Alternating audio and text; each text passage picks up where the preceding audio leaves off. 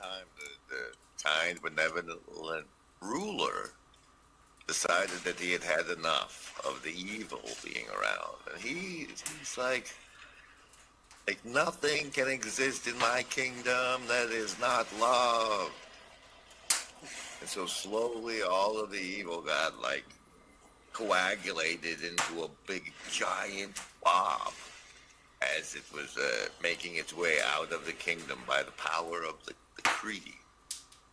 But then some little jackass kid saw the big blob of evil and was like, I'll love you. And so all of that evil was going to go into the child. And everybody thought that would be a terrible idea, to have it all concentrated into one kid. So he decided that they'd all love it a little. I left-brained the shit out of it.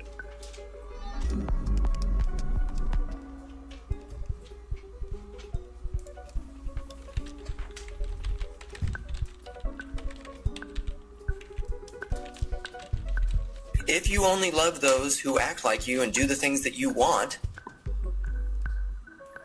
even the pagans do that. It's Christian love when you love your enemies. Up to and including your enemies. That is Christian love.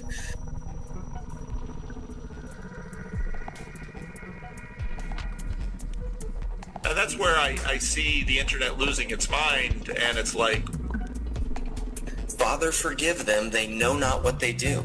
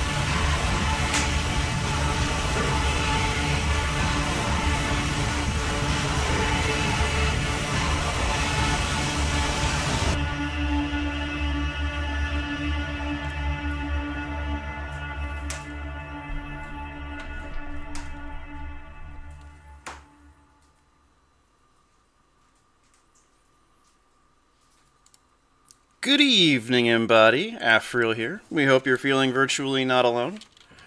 Tonight, I'd like to talk a little bit about how I pity the FOO. And FOO being first order optimal strategies. So, go ahead and get into the game, and then we'll start riffing. So this comes from some stuff that I was thinking about and then had a ChatGPT conversation about and then posted on Discord and actually got some feedback, which doesn't usually happen. Howdy, Chris. And so because I got some feedback on it, I just figured, okay, I'll go ahead and talk about it some more. Oh, hello.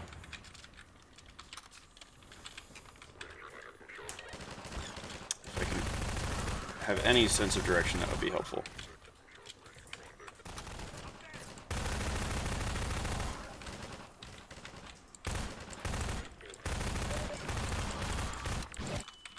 Oh, hello.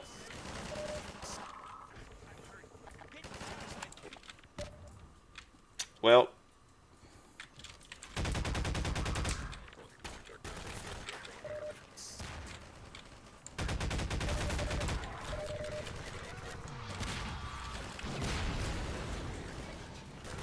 getting schwacked here.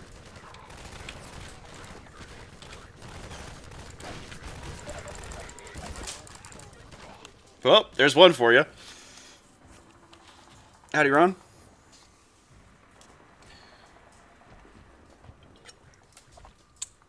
So this comes from this is something I've had in my mind for a while too. The Discord conversation was more just a me putting something together that was a little bit more concretized and trying to make it a little bit more mimetic as well. Howdy, Grizz. Just got done with worship. Okay. Give me a little bit to riff, and then we'll bring you on in.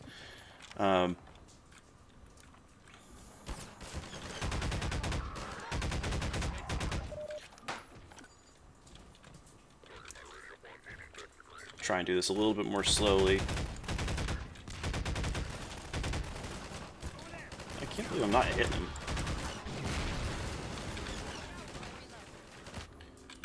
Also, I should probably just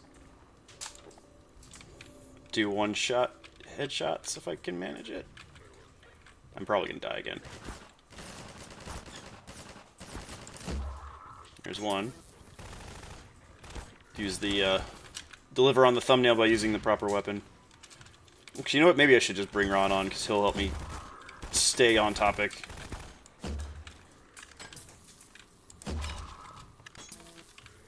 Yeah, let's just do that.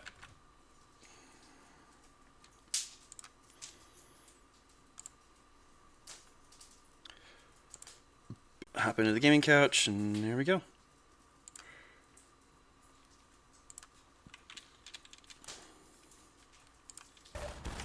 Oh. Yeah, I'm definitely dying again. Oh, come on. Ugh. I'm pretty sure I'm more than halfway at this point, right? Hello, sir. Howdy, Ron. How's it going? Perfect timing. I just got done with a pretty fun set of worship with the kids. Mm-hmm. And very good time, actually. Mm-hmm. It was goofy. It was fun. Good, goofy, fun time? Yeah, it was only maybe, let me think, how many, 1, 2, 3, 4, 5, 6, 7, maybe 10. But they all are good musicians and all want to be there. Mm-hmm. And each other for years. And it's in the middle, you'll have a great worship song, and then they'll be like doing, dude, it's like herding cats, but it's a lot of fun. So what's news? What's on your brain? What's on your cerebellum? So talking more about not wanting to engage as much in first order optimal strategies, or helping people to realize that what they're doing is a first order optimal strategy and change what they're doing. And I'll give a understand. Sure. Okay, so where this kind of first came from was I watched a lot of a content creator by the name of Mark Neese, who played a lot of League of Legends, coached a lot of League of Legends, became kind of infamous for coaching League of Legends because he charged way more money for his coaching than anybody else. But I mean, the reason that he was doing that was because he was so in demand. And so he made a ton of money doing that, and he's kind of fallen off the face of the earth. He had a divorce with his wife, and so I don't know what he's been up to since then. He is pretty much the only content creator that I have followed across to a new game. Because he was doing League of Legends content for a long time, and then he switched over to Fortnite back when it was a lot more skill based and a lot less just arcadey, which is what it kind of became. Okay. And so he did a really good job of not just like teaching other people how to play League well, but in my opinion, giving a really good example. And like some people will, like I was looking up some videos in advance of stream just to like refresh myself on some of the stuff that he's done and said. And one of the things that I came across was a him raging at the people he was coaching compilation. So he was definitely much more like drill sergeant mode. Howdy Skank, howdy ups. And he was in the army before as well, so it kind of fits that he has more of that drill sergeant-y way of interacting with people. Mm-hmm. But one of the things that he always tried to impress upon the people he was coaching was this notion of not playing on lock screen. Okay. And what that, because I know you probably don't know what that means. So when you're Correct. playing a game like League of Legends, and with real-time strategy games, you're constantly panning around to different parts of the map, so it's not as much of an issue. But for something that's so League of Legends, it's what's called a MOBA, or a multiplayer online battle arena, and so Okay. you can play. In theory, you can just play the entire game by. Why do you guys just? Are you farting? What the heck is that? Oh wait. Oh, it's my car. Yeah, hold on. So let me mute my mic. There, God I'm on bless. mute. I thought Ron was just ripping a fat one on stream. No, but if you want me to, I'll tack it up to 3,500 RPM. It'll sound like I had beans. Do I just need to rush past this part? I might just need to rush past this part. But I don't know. It just doesn't feel right to rush past it. All right, listen, I've cured that problem. So please continue. Ron is no longer farting on stream. Right. Gas has passed. So, lock screen. Don't he would drill sergeant. Yep. And you can play. All right, go ahead. So lock screen is you have your view focus stuck on your character. And so the problem with doing that in any game is that there's usually information outside of whatever it is that you're doing that you should probably be aware of, and if you're only focusing your camera on your character, then you don't actually see what's coming, and especially in League where the danger can come from relative to your character can change pretty frequently and pretty significantly. Right. And so you need to be able to shift your focus from one side of your character to another, but if you're holding the screen on your character, then you're not actually going to be able to do that. Right. And so his whole thing, like, because a lot of people, and I don't know if it was like by default, but a lot of people who were used to playing a game like Diablo, where lock screen was not just the norm, but kind of expected for people to play with, they got used to playing with the screen locked on their character, and it wasn't until they came to League that they were in a game where they would kind of actually need to not play on lock screen. Like, they could just get away with playing on lock screen in a game like Diablo, and didn't care about it. And so that was one of the big things that he did in his coachings, was yelling at people to stop playing on lock screen. Mm-hmm. And Okay. well, it's okay to respond to Grizz. It's not just about using body perception, though. Like, if you like, the whole reason why a lot of games will give you a limited third-person view is because you're relying on your sight in a video game in a way that you wouldn't in a lot of other games. And so you kind of have to... That's not what I wanted. Get away from that. You have to change the way that the game is... like. So, actually, let me start over. If you were playing with like an Oculus VR headset or something, then what you could do is you could provide the broader field of vision that you wouldn't necessarily get by looking at a TV screen. Because this is giving you, what, like a 90-degree field of view at most, in most cases, unless you like deliberately widen it. Okay. And so you have to... you have to find some way of providing that sort of proprioceptive augmentation, so that, like, and people will also just get a better sense from, if they get good at games, of understanding what's going on around their character even without seeing it. But it's kind of hard to just have that out of the box. Mm-hmm. Okay. So, oh gosh.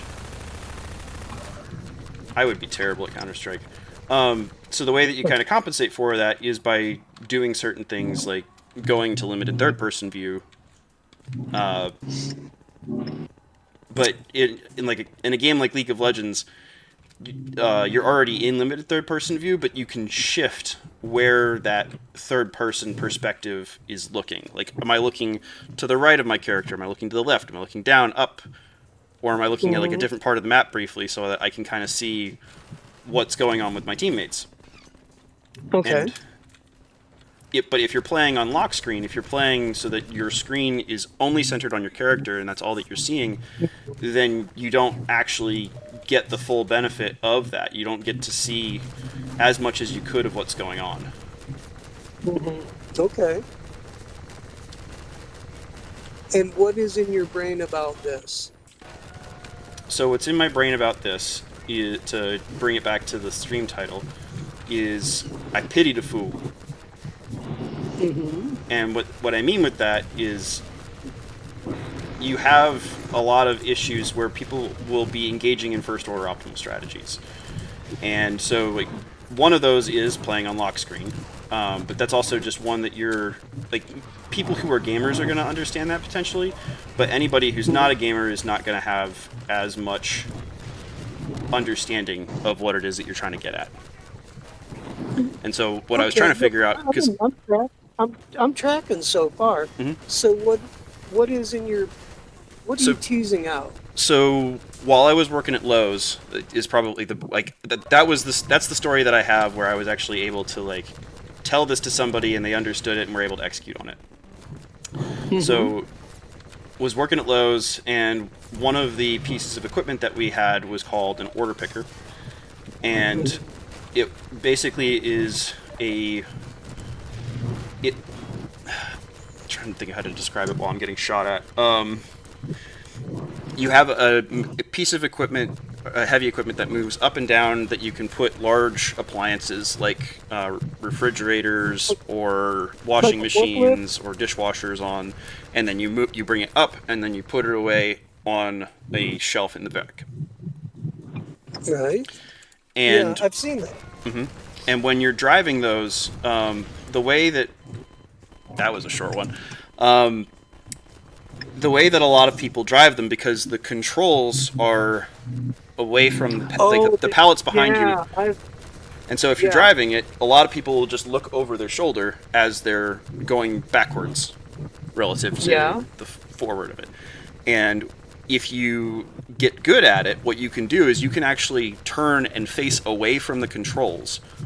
And you can use, like, you have to switch hands between the steering and the throttle, but you can actually drive facing backwards. Yes. But it's very gotcha. But it's very challenging, and you have to get out of your comfort zone to be able to do that. And that was kind of where that came in, was like, how do I teach somebody that they're playing in a first order optimal way, but they have to break out of that first order optimal strategy in order to then be able to play the game better. Like there's better ways of playing the game, and it's gonna you're gonna be worse when you switch over strategies at first. But if you put the time in and you actually get good enough at it, you'll be way better if you figure it out how to do it this way rather than just relying on the first order optimal. Yes. I'm tracking with you pretty strong on that one.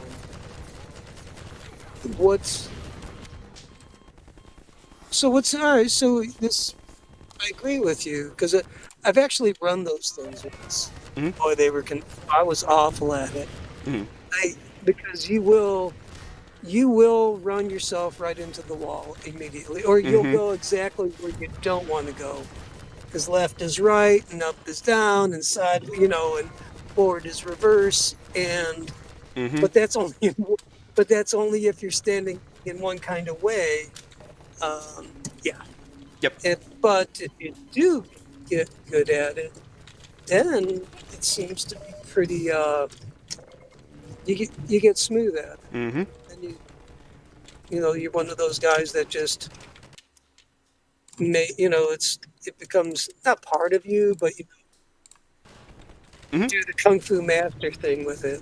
Well, the tool becomes an extension of your arm. That's how I would Yeah, describe it. Yeah. yeah, okay. So, what is the pushback against? It's hard.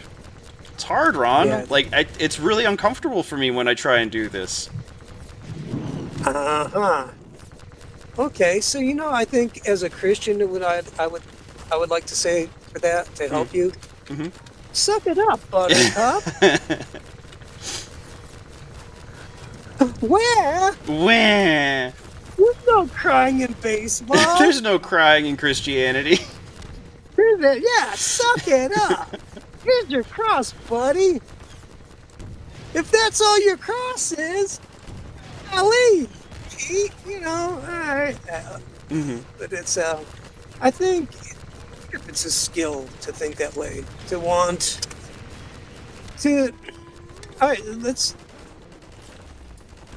I'll throw some things out there for me.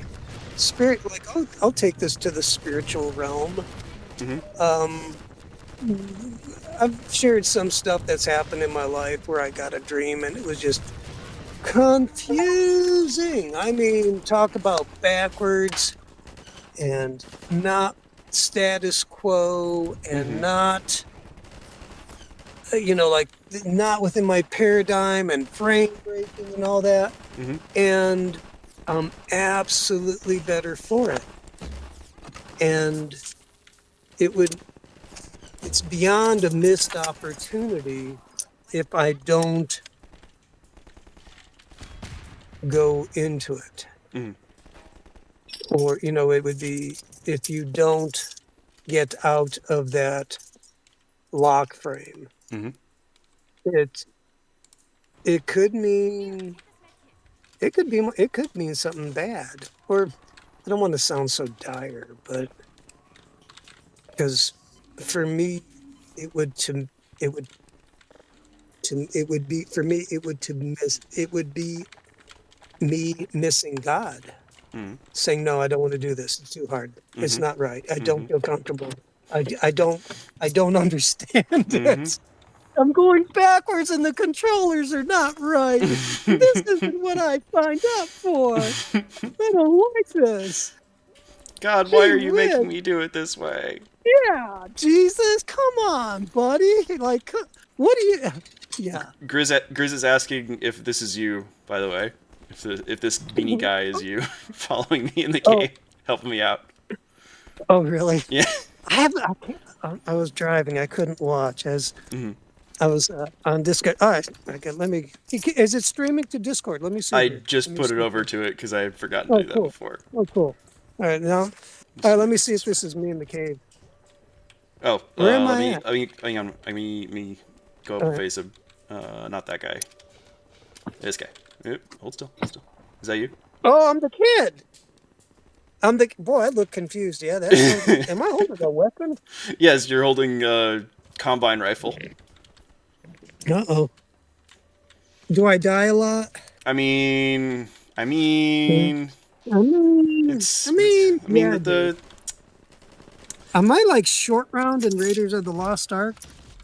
it's more like there's lots of red shirts that are all helping me right now, and Oh, red shirt. Oh, dude, we should have. That's odd. We should have like a red shirt battalion or something, oh my or gosh. a red shirt.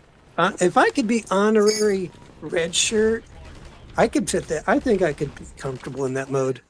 There's a guy in I think the Azeric, the Oh black and jeez. white samurai movies. There's this one guy who would always die in every movie. Mhm. I gotta. So anyhow, oh, Azirikawa, I think that's how you Mhm. say his name. I So I anyhow, couldn't tell you. well anyhow, Mhm. red shirt and yeah.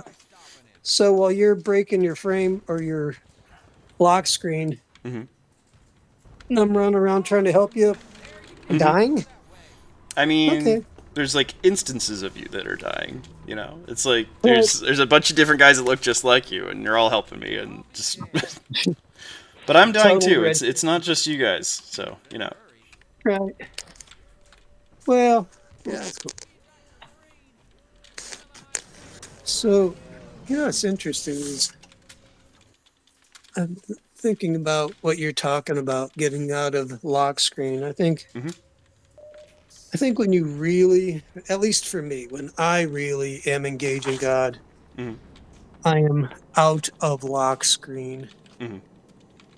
I think you get you get too comfortable, and you miss what's dangerous. I'm tired of that. It's almost you have to go to the uncomfortable, the unfamiliar. There's Well, it's very predictable what happens if you don't. and you die. Yeah, I think that's it. I mean, this this just played into my life the other day. Mhm. Spiritual junk. I'm like, oh wait, are you a good guy or a bad? You must be a good guy. Not. Spiritual entities, getting spiritual cooties, and then having to shake off. I'm tired of it.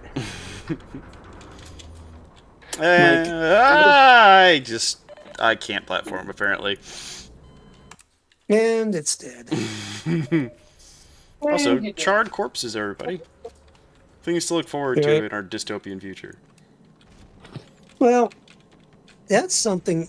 It's the smell. Mm-hmm. It's gonna smell like barbecue. It's not, and I don't want to not. So you're saying it's not an unpleasant smell? Yeah, that's the problem. And then you have this unpleasant sight associated. Oh, you can never eat barbecue again. Exactly. So that's why I don't want the dystopia. In Jesus' name, amen. I want to be able to eat barbecue in peace. Thank you. Yeah, that's it. Lord. Briz is retiring from his psychopomp duties. Oh, really? He's counting my deaths, and he is getting tired because I've already died 10 times. So. Really? Come on now. Come on, buddy. I mean, you can't make them bored. You gotta have some level of entertainment. I mean, some of those were like really dumb deaths, though. Like I was fighting the Striders on the rooftop and just not taking the time to go get health packs, and definitely low entertainment value. You can't insult your audience. Mm-hmm. I mean, you have to give them. Well, no, that's our job, not yours. Okay. The feistiness has to come between members of the hive mind. It's not nearly as fun if it's the host who's doing it. Your job is to struggle. Okay. I'm drinking some mead right now. Mm-hmm. Tastes pretty good. It takes a while for it to ferment and settle down. Yes, it does. I'm dealing with that now. What's that? I have a batch of mead going right now, but it is fermenting very slowly. So I just got a little heating pad to put under the carboy, and hopefully that'll help get it going a little bit faster, at least. How much you making? 5 gallons, or at least that's what I started with. So. Dang, you alcoholic! I mean, you hooch monster. I mean, a lot of it's going to be for other people, so Sure, no, that's cool. I'm just hacking you. Is what kind of carboy? Is it a food grade, plastic, or glass? It's a glass. Really? Oh, dude, where'd you get that? There's a beer station or a beer fermenting thing. I guess I'm getting welded in here.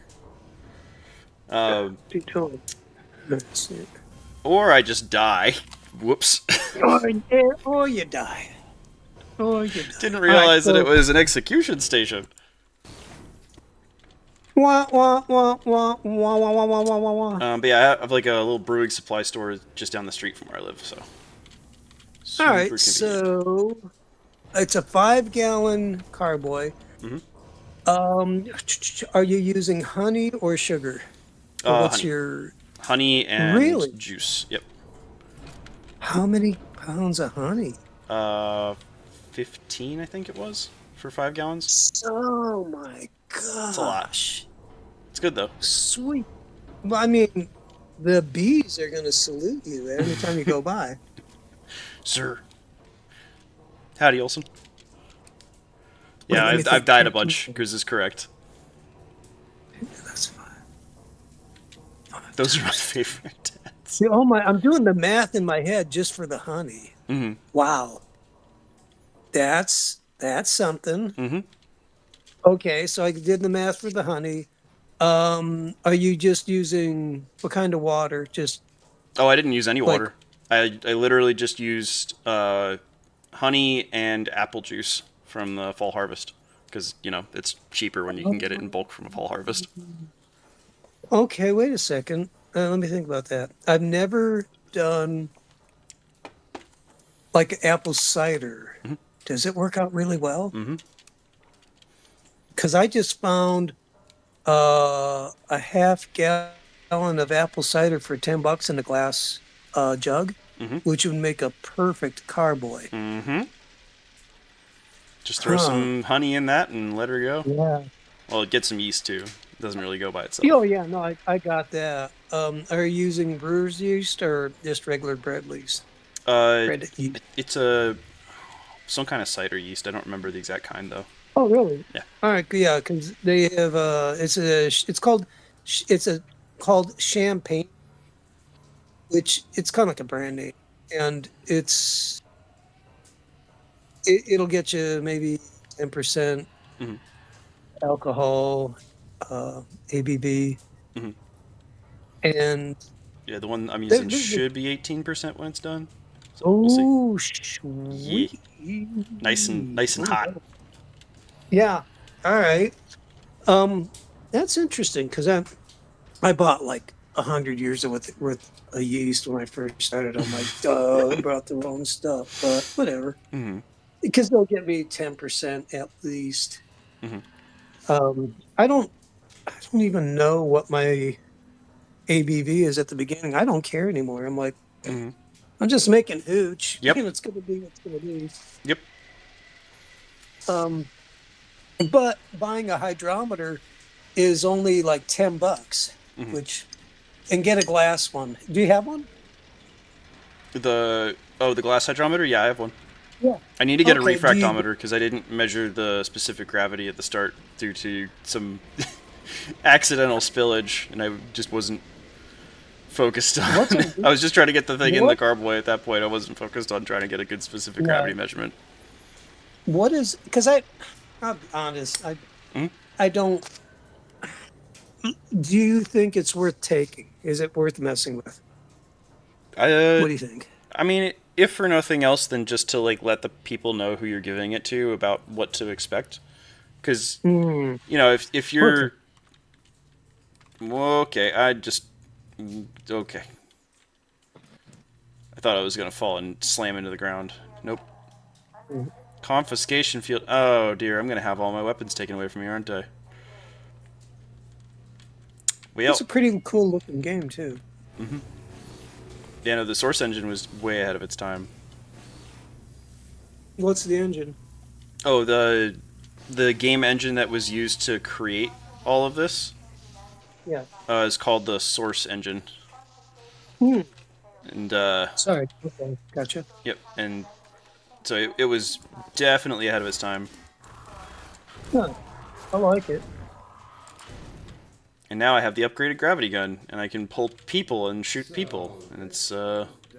very interesting. See, now if you die, I can cheer. Now there's a game. So where were we? Talking about hooch, moonshine, Mm-hmm. Mountain Dew. Just beat the wine. Doesn't have to be. True, I know. Well, so what is the other thing you mentioned of refraction? Oh, Because we meant- refractometer. What is that? What's that do? Never That heard of it measures before. the refractive index of whatever it is that you're like whatever liquid you're measuring. Yeah. It's usually used to measure like the salinity of water, but you can also use it for like there's like a table or a calculation that you can do where you have the specific gravity and you have the refractivity, and then you can use that to calculate pretty precisely how much alcohol is in whatever the liquid is that you're looking at. And so I wouldn't mind having that, because now that you mentioned it, just to be polite to your friends, just to let them know what they're getting into.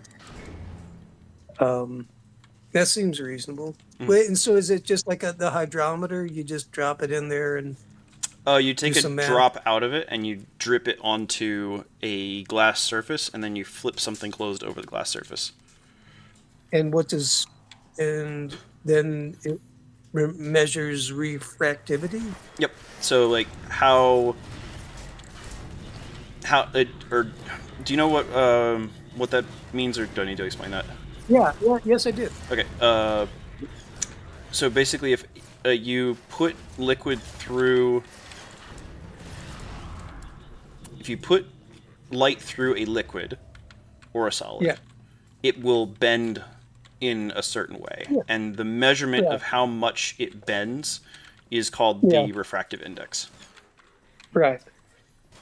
So Okay. if you're measuring the refractivity, what you're doing is you're measuring that refractive index. And that tells you how much. Okay.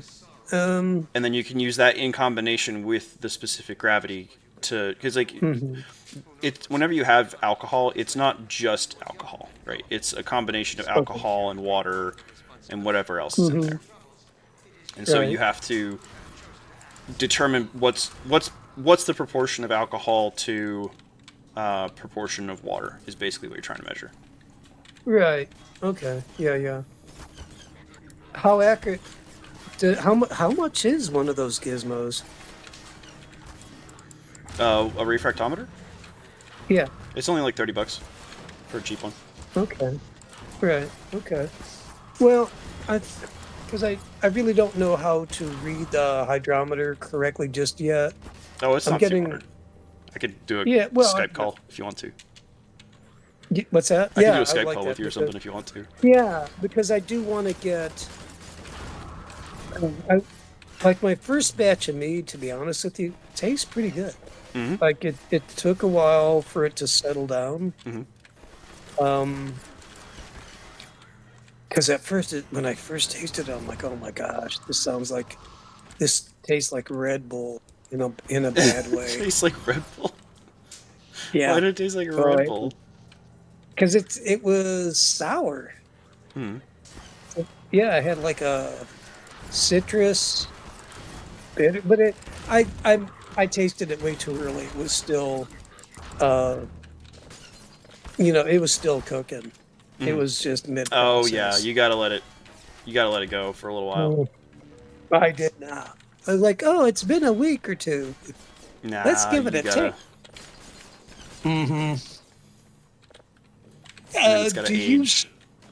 Yeah, well, and here's the thing, like I'm not adding anything to stop the process for fermentation.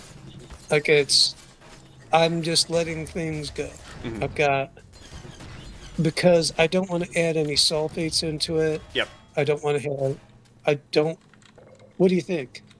How do you add sulfates when you want to stop it, or you just let it cook? I let it cook. My dad adds sulfates because he's had some bad experiences with having bottles explode after he thought he was done with them. Right. So there's definitely reasons to do that if you want to. It's just I want to try and keep it all natural as much as I can. So Right. Okay, I like that. So, because cool thing is, I got this place right next to me called the Glass Factory. It's a glass outlet store that has, like, I just bought a case of these glass bottles that have the like the cork on top, where it's like a metal wires that go around or through the cork, and then you can kind of flip it down Mhm.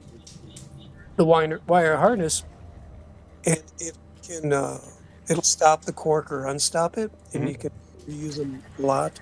About a $1.25 a bottle, and I just and it was like or what was $30 for 20 some, and Mhm. so I put all my mead in those bottles, and I'll burp it once in a while, but really the bottles are made to take the pressure. Yep. Yeah, that's what you want So generally. yeah, and I'm having fun with it. Like That's good. yeah, and I like how it's smooth. It's I don't know my alcohol content, Mhm. so I don't have any kind of burn, but I don't know if that's just because it's a quality product. I'm not trying to brag or say, Mhm. but I wonder if you just let it cook, it really does mellow out. Mhm. Okay. I think so. Mm, Like okay. that's been my experience and what I've heard from other people. So, are you kidding me? Oh, and you're dead. Ah! Good. Good job. All right, there it is. Okay. There it is. Now I'm happy. And I have to do the entire elevator sequence again. All Hooray. right. Yeah. See, now we're Gah! back to business. This is how it should be. Humility. No, I'm not going for humility. I'm just going for humiliation. Well, that's I'm being given Not for opportunities to me. practice humility. That's the Well, I'm not. I'm going for humiliation. okay. Yeah, I think that's 12 Olsen. God damn it. Ah, Sorry. you died. Take it like a man. Mm. You go like wah wah wah wah wah.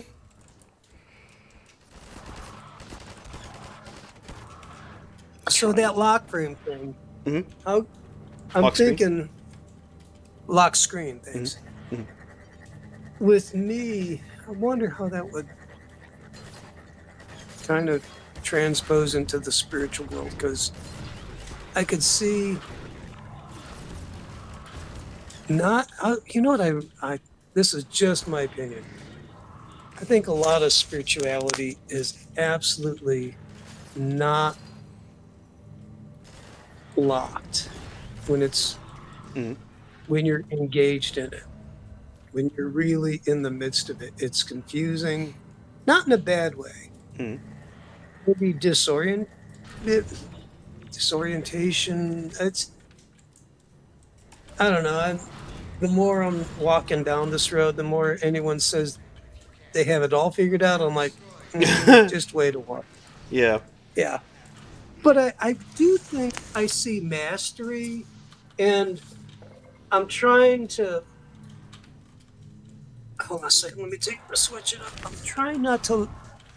not trying to say all dogs go to heaven, Mhm. because, like I'm not a universalist, but I see a quality of spirituality when it operates in love across denominational lines, for sure. Like just between me, you, and the internet, like the whole denomination thing. Mhm. I think that ship has sailed for me so fast and so far. Ron, that's blasphemous. You're saying that baptism isn't the one true faith? Oh no, Baptists are the only ones making it, but everyone. Yeah, I know. Well, and I think I see I don't think even that's the a lot problem. of Baptists or other Christians necessarily believe that stuff either at this Oh, point. I know. I That's the think funny that's thing to what me. they really. Like some So I do, wonder but what the right. No, I mean, and actually, it sounds funny is I like it when they say mine is the truth and the light, mhm. and you're doomed, because at Yours least or they Jesus's? Because there's a well, difference there. what I'm trying to do is cut them slack in the Mm. saying at least they believe. strongly, but I'll put in some provision there. I'll question them. Do you love well? Mhm. If you know, if you do not love well, as you say, your truth is the truth, then I'm like, you're hosed, dude. Yep. You don't know what you're talking about. Yeah, but I won't fight them. But if they're very loving, and I have met that actually, Father Matthias Thielen, Catholic priest, very loving guy, knows God, and he's like, Catholicism, that's it. But he's very cool with all the other denominations, Mhm. factions. Yeah, very cool guy and humble too. Mhm. Um, so I wonder if that's looking around and not having. I don't know if I'm just trying to make something fit, in the conversation like this, because we're talking about doing things differently and experiencing life backwards, upside, maybe backwards, reverse. But I guess I'd say, can you have a better outcome in life? Mhm. Are you happier? Are you kinder? Mhm. Do Well, you now, how are you forgive? measuring the outcome is part of it too. Yeah, okay. Yeah. Which, by the way, howdy Brian, and then Skank had a really good comment there of like, if you have the the idea that if you have prayer, that prayer is what helps you to unlock your screen. Ooh. Okay. All right. That's yes. 14. Okay. Because actually, I'll talk about my own life then. Mm-hmm. Um, because I did prayer by faith at first, which I meant. What I mean by that is I felt nothing. I felt it was all fake. It was like, all right, I'm talking to the walls right now. Mm-hmm. But I was a new age shaman wannabe, so I was Mm-hmm. used to talking to trees and whatnot. I'm like, but this actually felt very empty. But I didn't quit, and it was a huge payoff. Mm-hmm. And I don't know if it was my diligence and persistence or just God's like, okay, now get the kid. But I know it was all through prayer. And my prayer was very uh, organic Mm-hmm. and made up from as best I could. I did it as best I could, but I meant it with all my heart. And then there was a payoff. Mm-hmm. And I'd have to say it was the prayer. And I think it's not just my works that did it, but I think there's something to it when you have the not quittingness and communication with God. So yeah, I think prayer is huge because in every religion, no matter what I think of it, religion, one common thing we have. There's probably a lot more common things than Mm-hmm. just this, but prayer is one of the main pillars of any religion, and I think even in Buddhism that has like Buddha is not of religion and there is no God. Yeah, but you're sitting meditating, your brain's out. Yeah, so yeah, it's not prayer, but empty your mind. Well, but Anyway, I mean, that just seems silly to me though, because it's like you maybe it's not prayer, but you're trying to do well, something that's very similar. right. Right. Well, but it's not prayer, But it's okay? not prayer, It's just man. It's empty, different. but it's not prayer, man, okay? Now we're gonna sit. We're gonna be consistently doing this. We're gonna have it timed, Mm-hmm. and there's a regimen, and there's a form, and there's a function. But the function's not a function, okay? I just want to let you know that because there is no target, but this is your target, right? Got it? Okay, go. Mm-hmm. So anyhow, hacking on the Buddhists. I was one for a long time, not hating. Actually, I am. Sorry. Unrepent. No. Unrepent.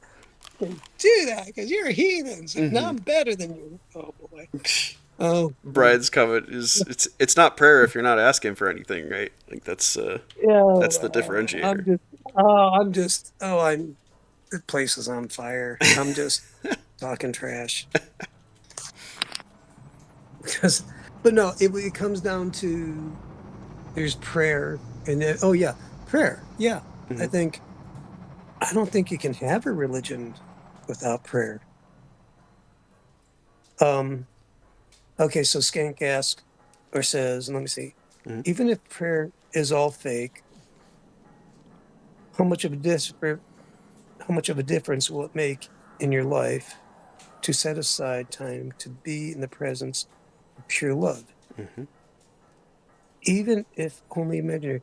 Now here's the thing. All right. This is gonna sound, first off, that's like, yeah, I was gonna mention my Voldemort, which is Verbaki. Um I don't, For Vicky's I your don't, Voldemort. oh yeah. No, and I'm not hacking the guy because you know what I mean. I'm not, but it's Hermes. Jeez, I'm gonna smoke a joint. Like, yeah. Um, where was I before I did tangent? I shouldn't have because I was like, You're it's like talking a about dog prayer with and yeah. Skank's comment of like setting aside Oh, time for love. oh yeah. No, I love that. That's actually all prayer starts by faith. Um, even Buddhism, actually, the funny thing is, if it's fake, that doesn't matter. Um, I've seen people start fake, but be consistent about it.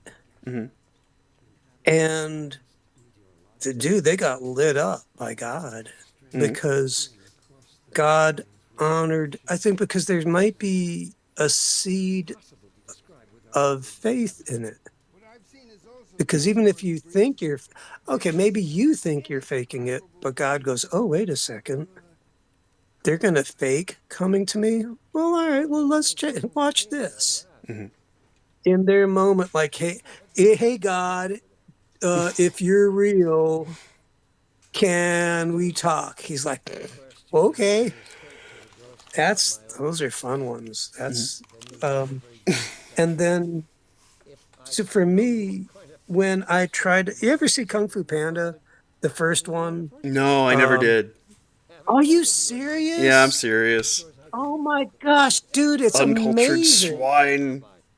Yeah, oh no, it's so deep. It's actually the one Jack Black movie I really like. Um, it's actually a great movie. You will like it. I'm not kidding you. I think it's a classic. I'll give it a watch.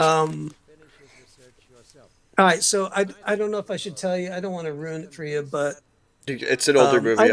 I'm not going to lose anything from it from you all right, spoiling it all for right. me. So there's Poe, the The panda. fat panda, the Kung Fu panda, and then he has his teacher, which is played by Dustin Hoffman. I forget his name. So, and Poe is just he's like the worst kung fu student ever. Like they've never had a level 0 before entering into the monastery to learn kung fu, and he goes, "Now we have a level 0." Like he punched the punching bag and it knocked him over. You know when he punched. So, and then one day, Poe is hungry and the snacks are at the top of this giant, the top of the cupboards, and it's way high. And, it's the middle of the night, and he just goes up there and he makes a racket. And the kung fu teacher comes in, and Poe is sitting at the top with his legs split and eating cookies, oblivious to the world. He's just relaxing. And, he thinks he's in trouble. And then he comes down, and the kung fu master goes, Poe, you know, when you try real hard at doing kung fu, and Po looks at him all starry-eyed, he goes, yeah? He goes, you're awful. He goes, but when you don't try, and he goes, and it's my fault because I've been trained all wrong. I didn't recognize who you were. And he starts training this panda, not with diligence and discipline and all that. He starts baiting him with food. And he's like, because the food is the right motivator, he becomes this great kung fu expert. You know, Because of the food. yeah. And so when I pray, when I try to be eloquent and talk to God, I stink. I'm awful at it. But when I just sit down and enjoy his presence, he just comes flooding in. Like, I'm like, really? Like, Stop trying to force it. Just let it happen. yeah, pretty much. And it's so weird. It's so it's almost for me counter into like, okay, how do I pray? I'm like, I don't. I just sit there. And they're like, what do you say? I'm like, I don't. I just sit there. What happens? Like, he floods in, and then like sometimes I will talk with him. You know, don't get me wrong, but I don't try to be. And I got nothing against people who can and do that, but it's so not me. It's like, I think that is when I don't have my screen locked. You're well, and the idea is that eventually you can get to a point where you're always playing with it unlocked. But when you're not used to doing that, it's very challenging to start. And that's kind of the thing that, Yeah. like, even if it's not about just like always, like, never playing on lock screen ever again. It's kind of acknowledging the fact that that's not the optimal way of doing it, and trying to get off of that crutch as much and as quickly as possible. Right. Right. Okay. I think it's funny. This is going to sound weird. When I first met God, I was permanently on not lock screen. I was, and I thought, because most other people, they actually didn't recognize it, and they kind of poo-pooed it quite a bit. And I thought I had to do more. And it was wrong on me. And it was my fault, and it caused some problems. And I think it's possible once you really get used to not being on lock screen, it's almost wrong for you to go back to it. At least for me. Yes. I want to be okay. Well, Okay. and what you learn, at least like in the league sense of it, like, you don't use lock screen as anything ever permanent. What you do is you tap spacebar to recenter your camera on your character. Like, you're just using it as a way of, like, bring it back to center, but then you immediately let it go again, and then you immediately take it back off lock screen. So, like, there's still a use for it, but you're not dependent on it in the same way that you were.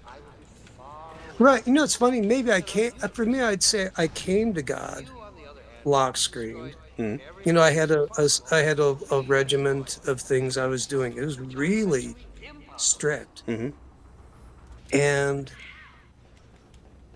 really, that's not bad. It was useful, and I think and then the outcome was real good, and I think I'm looking into this more. I'm zooming out. I have very set times of prayer, which means I just go out and look at a window at a certain time of day, and I'll sit there for a while. Now, I will say I had someone in the corner make me an Orthodox prayer rope, with the. That's pretty neat.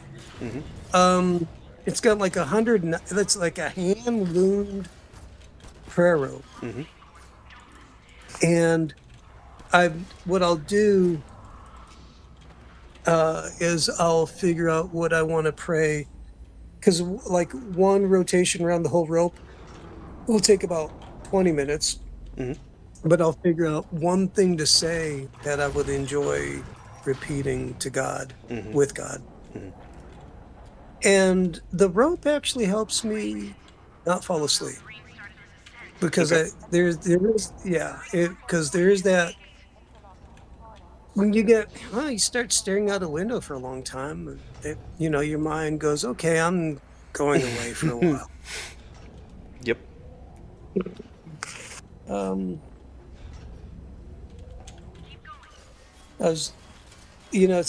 reading some of the comments. You were having a good Pretty monologue, cool. so I didn't want to disrupt the flow. No. I'm not. This is very cool. Like, I can jump in and out of this one. This is. Yeah, you can interrupt. Okay. Anytime. Yeah, Skank's been cooking. Don't tell Yeah, Jesus no, that I like the I'm Tao not- Te Ching. don't, Jesus. Well, okay. Hey, wait a second. Where is that one at? I like that. What is the Tao Te Ching? Is that the I Ching? I'm not sure. No. It's the It's like the. I'm trying to think of like what is it Confucianism that is the central text of? It's this notion of like. Oh, I see it. Yeah. I actually don't know like how to exactly describe it, but it's like how to be in the world. Very ancient Chinese philosophy that's been passed down through generations. So. Right. Okay. I see he likes it a lot. Well, what's weird is like, okay, since it's just me, you, and the internet, and it's late night, nobody's gonna listen Just to the it. whole internet, no big, nothing too but big. the night, what I realize is the internet is now like a massive snowstorm in Siberia, and there's one snowflake of truth out there, or maybe there's a few, but there's so many other snowflakes of information that this ain't. Anyhow, with that out of the way, I came to God through New Age practices, but mostly it was Native American shamanism. I was really attracted to it, and really doing it with Native folk. And since my encounter with Christ, I'm more like Martin Shaw. Like, I was Martin Shaw before Martin Shaw was Martin Shaw, and I have. It's not like I did pick up his book, by the way. I have not read it yet. Oh, really? Oh, you're gonna like it. Okay. I really enjoyed it. I listened to it. I mean, I'm just because. Anyhow, that's just me. But as a read though, even from listening to it, it well written, and I'll just say I'm glad you got it. To be honest with you, so. Now that I've had my encounter with Christ, I think I see value in where I was, and quite a few of the things I learned. It's fun, the form of the ceremonies I've seen, heard about, and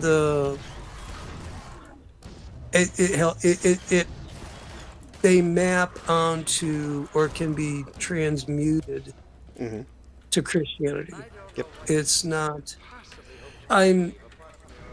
But I'm not going to be like worshiping or incorporating other gods in conjunction with Jesus. What about saints? Well, now that's a problem, because me as a Jewish Protestant dude who has had a high probability of meeting one, here I can say, yeah, I'm cool with it. but that'll probably get me excommunicated in my Protestant world, Mhm. at least in the Pentecostal Protestant. Now, if you're Catholic, they're fine with it. Orthodox, you're fine with it. Mhm. If you're, I talked with, I got a buddy who just got ordained. What is his, now, is it Wesley? Lutheran, sorry. And they're cool with the saints, from what I understand. He also has a strong Catholic background. All right, so this is the problem I have with the saints. I think I met one or something, and it's confusing the heck out of me. And so I'm very cautious. I'll go back to what we were talking about. What are the fruits? Can you operate the tow motor better? Are you performing this is where I would go, like, how are you functioning in a loving way in relationship to the commandments given by Jesus? Does it? And here's another thing. I had a buddy who, like, he was kind of ODing this long time ago. He tells me he was on drugs. It was going bad. He was going to hell. And he was in this, the dark place, blah, blah, blah. And he goes, somebody came in who couldn't see his face because it was all light. He goes, it wasn't Jesus, but I knew it was one of the apostles. And he got me out of hell. And this guy he's about as charismatic as Chuck Norris. Like he actually is a karate master.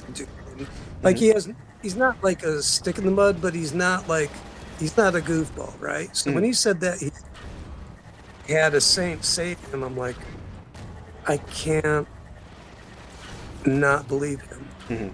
So my answer to you is, I think heaven and earth is very permeable, and for me, it's not a salvation issue. It's just more like the mechanics that people know about and understand. Might be it's a little more porous than people may understand. And also the reason my encounter occurred is because I was up a creek spiritually. I was stuck, and I think God decided to maybe get past my filters.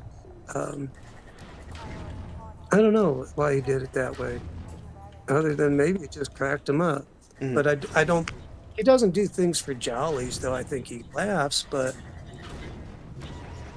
to answer your question, I'm now not opposed. If someone talks to me about saints, I'll just say, what did they say? How are they helping you? How are you acting now? So I don't care if they show up. It's more like, okay, what happened? Are you still selling crack to the kids in the elementary school, or did you stop that? I don't know what I'm supposed to be doing here. Yeah, I think that's going to be my new baseline when I stop selling kids crack. Yeah, that just to make it easy, But so, all right, so there it is. So what now you asked the question. So how does that? Yeah, well, you asked me, what about the saints? Yeah, well, because like in relation to a lot of people are like, God only, Jesus only, and it's like, oh yeah, it's like I think that. Like it feels like it's almost precluding intercession from anyone or any other good thing in the world. And it's like, if the whole point is for us to become good in some way that we would be useful to God, like it would make more sense to me that like there's already others that have been able to manage that, and so then like we can potentially call on them for intercession in some way, shape, or form. That makes more sense to me than God only, Jesus only, and anything else is just like that just doesn't jive with my understanding. Okay. The thing is up until 5 years ago, I would have fought you tooth and nail, very kindly, but I would have been like, no, it is Jesus only, blah, blah, blah. But now I'm like, now it's salvation for me is Jesus only. But, if you have a lifeguard that happens to be somebody else, like not Jesus, I'm like, all right, that doesn't flip me out anymore. It's just, are you still selling crack to the kids? Yes, yes, but they're all adults, so it doesn't count. They're all, Well, they're all legally able to choose whether they want to be a man or a woman, so we can just sell them They're crack all we emotionally want. stunted at the age of 4 when they were first whatever, but physically, yes, they're not children anymore. So hi, I just thought I'd say hi. I think the game is climaxing. It is. I'm trying to figure out how to finish the climax because I'm failing right now. I think that should probably be its own Saturday, don't you? I mean, I'm kind of just trying to get through it at this point. What? You're not enjoying this experience? I mean, Like, it's I good. bring you one of the Just- best games of all time. and Okay, you're it's a like, good game. I'm not going to "I deny that, hate but it." it's very much like I was enjoying just like chilling out and playing games and talking with people and like the beginning of the But stream, I that's had to the bring game Ron where on in you order for me able to never actually die. like coherently speak. well, but that's not fair to us. If you're not dying, I need to be that's dying, rude. actively dying. Yeah. Like, no, the part of the reason I enjoy being here, the conversation is great, but hearing the My moaning anguish. death, yeah, it's uplifting. It's a It little bit makes of my day. loosh. It's a little bit. loosh. Are you guys the Like, loosh "Woo." farmers that I've been warned about? I didn't want it to be a spoiler alert, but you ever hear of energy vampires? Oh, yeah. I mean, I've heard. They're just humans, right? But so apparently, I don't know, much like adrenochrome, humans can eat loosh too, I think. And the squeals of your death are close to They're the dark fuel that side, helps everyone get through the week. It's the closest to the dark side we really want to get. Yeah. It's like when you see a buddy get hurt, but not that bad. You're like, haha, sucks being you. There's no real damage, but yeah. Come on, Gordon. We've got to get out of here. Maybe we still have. Yeah, if you wanted to switch to me to show them me moving this potion machine. Oh, do we want to like actually? Hang on. Find out on what? So this is the end of the game. So it's Okay, you did it. You did it. Let's do this then. Yeah, let me turn the game volume up so we can actually hear. Oh, wow. Are you winning? I just won. Oh my gosh. Is it I didn't really expect that that. time again? It seems as if you only just G-Man. arrived. You've done a great deal in a small time span. You've done so well, in fact, that I've received some interesting offers for your services. Ordinarily, I wouldn't contemplate them, but these are extraordinary times.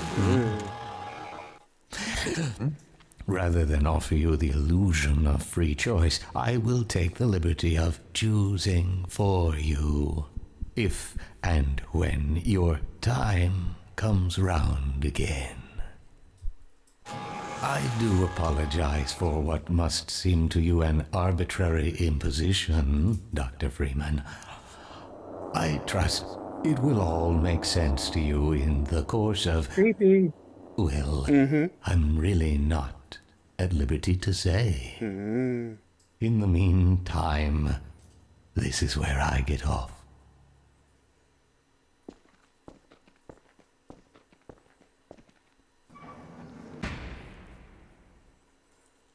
He needs a fedora and an umbrella. So there you go. That's Half-Life 2. Wow. Huzzah! That game came out when? 2000 something. Hang on. If I alt tab, it's gonna go away, but whatever. 08 or whatever, right? Maybe. When did it come out? When did Half-Life 2 come out? 2004. Released for PC on 2004. So now you know how long I've been waiting for the drones we have today. We don't have Striders yet, though. Do we not? Didn't Tom Cruise tell us that they're already buried under the earth? Didn't Lucky from the drone warfare guy say he thinks there's really old around here that... Palmer Lucky, the guy who has Kayaba Akihiko profile picture and invented the Oculus? That guy? I know he's like doing drone submarine missile guys now, and his ancient alien, his ancient aliens. Interesting. But they showed us in the set version of War of the Worlds, not the radio one, that the stuff that's going to be blasting us has been buried underground for a long, long time. Oh man, that just makes me think of. Have either of you guys seen Iron Blooded Orphans? It's a Gundam but series. it sounds cool. It's really good. One of the things from that universe was humanity created these AI war machines that were supposed to protect and defend and end all war for humanity. And they called them the Angels. And then the Angels went rogue and started killing all of humanity. Once all of humanity is dead, the wars are over. Well, that is You one see way what of Skank said? aren't energy vampires olives? No, We're the finished. important one. I didn't realize Afrio could be the game. Okay, I've beaten several games on stream now. Like, what's that supposed to mean?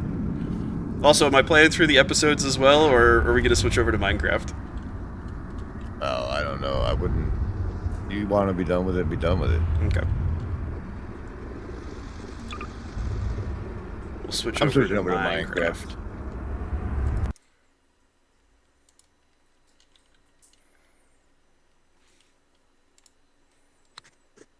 Gotta load it up, though, and get it so that it's coming through on OBS. What game are you loading up now? Minecraft. I am quite happy okay. with StreamYard's handling of it, really. Yeah? Except the only way to get audio seems to be desktop audio, and so if people were in there talking, it would probably, I don't know, duplicate. Oh, like talking in Minecraft, or... No, like if you brought somebody into the StreamYards that was handling the game instead of a tab, you're sharing desktop audio, so you'd probably get their mic through StreamYards plus their mic through your desktop audio. Got it.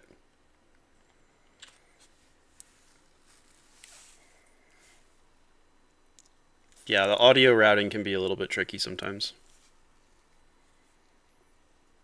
Olsen's never beaten a game. Never had the patience. That mean he already beat one? The important one? The game of not spending too much time playing games.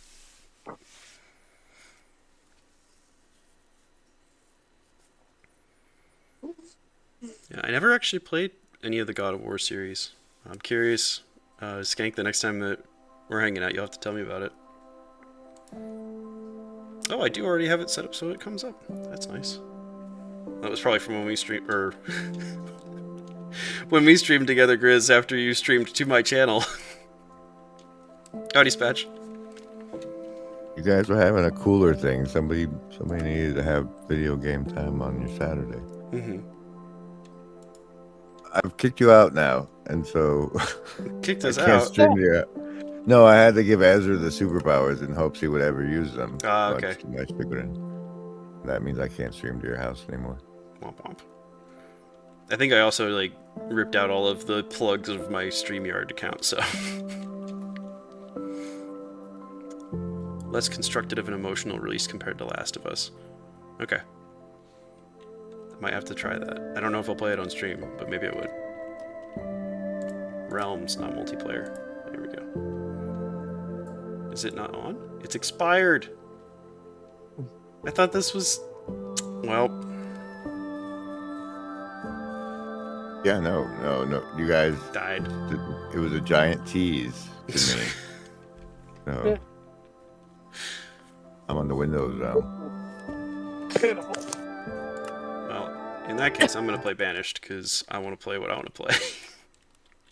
What? On your own stream? No way. Yeah. I mean, I had to appease the Shadow Cabal, you know? Every now and then. Mm-hmm. Every now and then.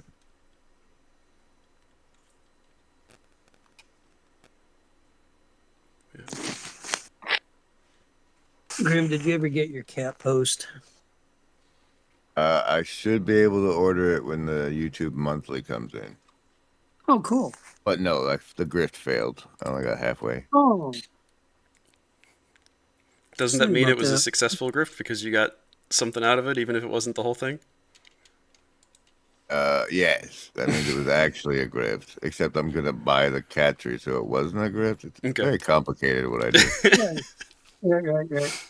Next time you have something like that, let me know because I can make stuff.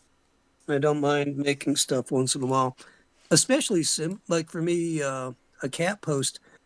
What I've done is I'll get, let's say, a round, heavy cardboard tube, and I can attach. It's just regular rope, just old-fashioned rope, and cats love clawing on that stuff. And Yeah, getting real stuff instead of synthetic Mm-hmm. hootenanny. yeah, Was a purchasing fun thing. Fun time. well, yeah, just because I didn't have a chance to see what you were getting. Mhm. Because there's some cool stuff out there that's worth buying, but Mhm. some stuff that I can make, like I don't make, cats don't drink mead, so I can't send that by UPS, but other stuff I can. Mhm. Anyhow, it's cool. How did you come up with the name Kikatron? I wanted her name to be Kiki, so it's that kitty sound in case somebody Kiki. Oh. Kitty kitty. And Tron. God, all right, I like that. All right, that works. Kikatron. All right. Mm-hmm. The poor tail. Anything like that. Meow meow. Yeah. All right. What's up with Luke doing that? Is that like they do that in Canada or something, or what? Is he picking up bad habits from Canada? Or I never tracked on that. I think it's just for funsies. I don't think it's like anything. I think Oh, it's I know, from bars that we've never been in. Skank says he's a furry. Right. I can see that. You got PVK talking about sex cults. I had to break it to you guys. There's some bad news to share with you. That's as close to the Epstein files as he's ever gonna get. That's that show right there. We're joking, by the way, Luke. This is all in good fun. We don't actually think that you're making a sex cult. No, but I think he would actually dress up as a furry just for the fun of it. He'd think that it was really funny, and a lot of other people would cringe horribly at the fact that he was doing that. No, he would own it. Oh, he would. That's the problem. Yeah. No, that's all right. Not joking. We're not joking. We're slandering. Yeah, pretty much. Joking is for sissies. Also, this game is called Banished. It's a colony management simulator that I think it's the only game on Steam that I actually have all of the achievements for. There's a couple other ones that I'm close on, but this is the only one that I've really enjoyed. Coincidentally, you can't die in it. You can't. Well, actually, you kind of can. You can mismanage your town to the point where everyone dies. If you're really Everyone, but not you. There's nothing for you to count. No, not for this. But this is the kind of game that I enjoy, and Another similar one to this one is Dwarf Fortress, which is like- so boring that my brothers got me Like- a different game, Oblivion, so I would Disconnection? stop playing it. Sudden silence? What's that? Sudden silence? Are you there? Testing, testing. Testing. Can you guys hear Am I me or there? no? I can hear you, Ron. Oh dear. They left the Discord call. My Oh. computer. Am I there? You're here. I can hear you. Okay. Yeah, I got kicked. It was weird. Something got locked up. That's okay. Yeah, it was just a glitch in the Mhm. Matrix thingamabob. What is it when you called? Like was it last week when you got locked into the game because two characters Oh, soft locking. wouldn't soft? Yeah, I feel like we had a soft lock moment here. Just something hiccuped and it was just Mm-hmm. We're Just struggling to glitch. get It, that. it doesn't need to be Yeah. a soft lock. It's just a glitch. a glitch. Yeah. So let's take a look at the comments here. Mm-hmm. Olson. Oh, it pauses So what's the when I game switch you're over. loading up now? So, Banished has the title show, or the title screen showing there. I'm going back. When I look at the comments, I have to get out of Discord, Mm. Oh yeah. and so that's what I was doing. So meanwhile, back at the mead making, Mhm. you're making 5 gallons, Mhm. which is how many pounds of honey did you say you 15. were using? Okay, wow. All right, because that's all That's right. a I got lot. that math.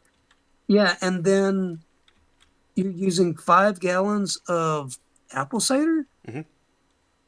Okay. Do you? I sound like. Do you know the Muffin Man? The Muffin Man. The Muffin Man. Sorry. Do Thank you, you Shrek. when you? Yeah, I know. What is it called when you kill all the bacteria in like the honey? I know this winemaker said is it tannin, not or tannin is tannin for taste and sulfates. It's almost when you kill the bacteria The yeast, before yeah. you. Oh, so what you do to kill the bacteria, and actually, before I get to that, let me answer Olson. So the point of this game is just to like understand the mechanics well enough to just make a bigger town. Like it's not really anything crazy. It's just a really neat little simulation because so you have like I started here and just here. And so you have foresters' lodges where you have guys who will go and they will plant trees and cut trees down. You have gatherers' huts where they will pick up mushrooms, berries, onions, and one other thing that I'm forgetting off the top of my head. And then that'll help to feed your guys. And then in order to build any of your buildings, you need wood and stone and iron. And you can mine some of that. These are modded in because I don't like the default way that the game handles stone and iron production. So I just slap those in there, and then you have to produce tools. You have to produce clothes. Like it's basically like how do I take a very primitive level of town and then bring it to a level of sustainability, and then like grow to fill the whole map over like without doing things that cause the whole thing to collapse. So that's the point. Anyway, mead making. What was the question that you had, Ron? I'm sorry. I just wanted to address that before we got too into it. No. You gotta Feed the chat. do that. That's it. You gotta keep doing it. So when you start the process, Mhm. it Oh, was suggested to me. So Yeah. what you do typically, or what I do, what I have always done is you want to kill off any of the other stuff because a lot of Yeah. like fruits in particular will have natural yeasts on their skins, and so what you want to do is you want to kill all that off, and so you raise the you put them in water and you raise the temperature up to like 140, 150 Fahrenheit. Not so hot that it starts breaking down some of the flavors, but hot enough that it kills off any of the natural yeasts, natural bacteria that are existing on whatever it is that you're doing. Right. And then you put that into the carboy, you let that cool, you pitch the yeast over it, because if you pitch your yeast into the hot whatever it is that you're doing, it's going to get killed too. So, well, I've never done any of that. And I've never added what is the one chemical? I got the stuff up on my counter. I don't know if it's a sulfate or it's one of them that kills. It's a chemical kill. It's not like a big, I think it's a salt. Let me take a look here. Walking. I feel like Walter White from Breaking Bad in my kitchen. It's making drugs. I know, like. Weren't you just saying not to sell crack to kids, Ron? Well, I'm making meat, all right? It's baby steps. We're selling weed, not selling weed or mead to kids. Let me think. Selling mead to kids. Yeah. Not doing it. Okay, I got my nutrient booster. Potassium sorbate stabilizer. That might be it. Or... And it's not maltic acid. I got tartaric acid. I think it might be potassium sorbate. One of these. Wait a second. Potassium Camden tablets. That's it. Camden tablets kill the critters that are. It'll stop your yeast from reproducing or just living, and also if you have like raw honey or the fruits that might have bacteria on it, you can like make your solution and then put one of those guys in there, wait 24 hours, and then do it. But basically, you're talking about pasteurization. Yep. Okay. So 140 degrees for 20 minutes or something like that? Yep. Just long enough that it'll kill off anything that's in there. And really, it doesn't need to be for that long, honestly. The reason that you do it for that long is just in case like there's not a ton of flow inside of the solution, so that way the whole thing reaches that temperature. Because if you're just measuring it at one point, who knows if you're actually getting that temperature in the whole mixture that you're doing. Right. Now with 5... Oh, man, did you do it in sections with the honey, or did it all at one time? I tried to do it all at once, and I learned that the pot that I have is exactly 5 gallons large. So when you have 5 gallons of juice and you add 15 pounds of honey to it, nope, doesn't quite work. No, it doesn't. You made a bit of a mess. So... I don't know. What I've heard is that if you freeze the whatever it is, fruits, whatever fruits you're using, that, and also I buy store-bought stuff, so it's already washed and whatnot, so there's a high probability that it's clean. Apples, if it's from an orchard, that's a whole other something. But they're called Camden tablets. I think it's a natural. Yeah, I'm trying to remember what that's actually made of. Yeah, I could. Let me see. Camden tablets. It's not like a chemical like. Oh, it's sodium metabisulfite. So it is a sulfite. Yeah. Okay.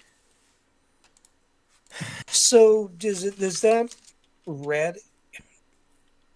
I'm not going to use it on this next batch, but yeah, you don't need to. Does it? Like the main reason that you use it is because if you have some unfermented sugar in your mixture, and you don't Mhm. kill off the yeast, Mhm. then pop.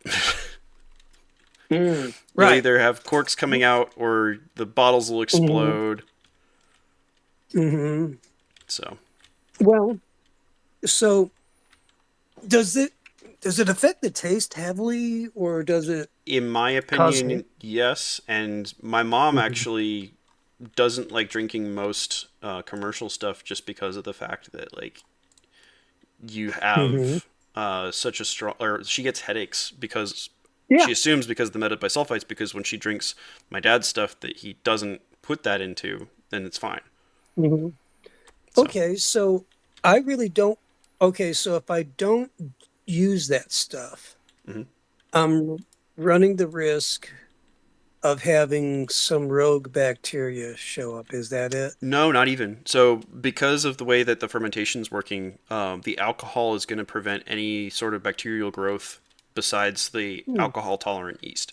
So, you're not adding Okay. the Camden tablets in order to kill anything. What you're doing is to kill off the yeast that you have growing in there so that it doesn't ferment anymore and doesn't produce any more gas and therefore doesn't cause the Mhm. bottle to explode. Okay, so all right, so I can. All right, I'm tracking. Mhm. So if let's say I wait a good long time because Mhm. I don't mind leaving it in the carboy and just leaving an airlock on it Mhm. for a long time.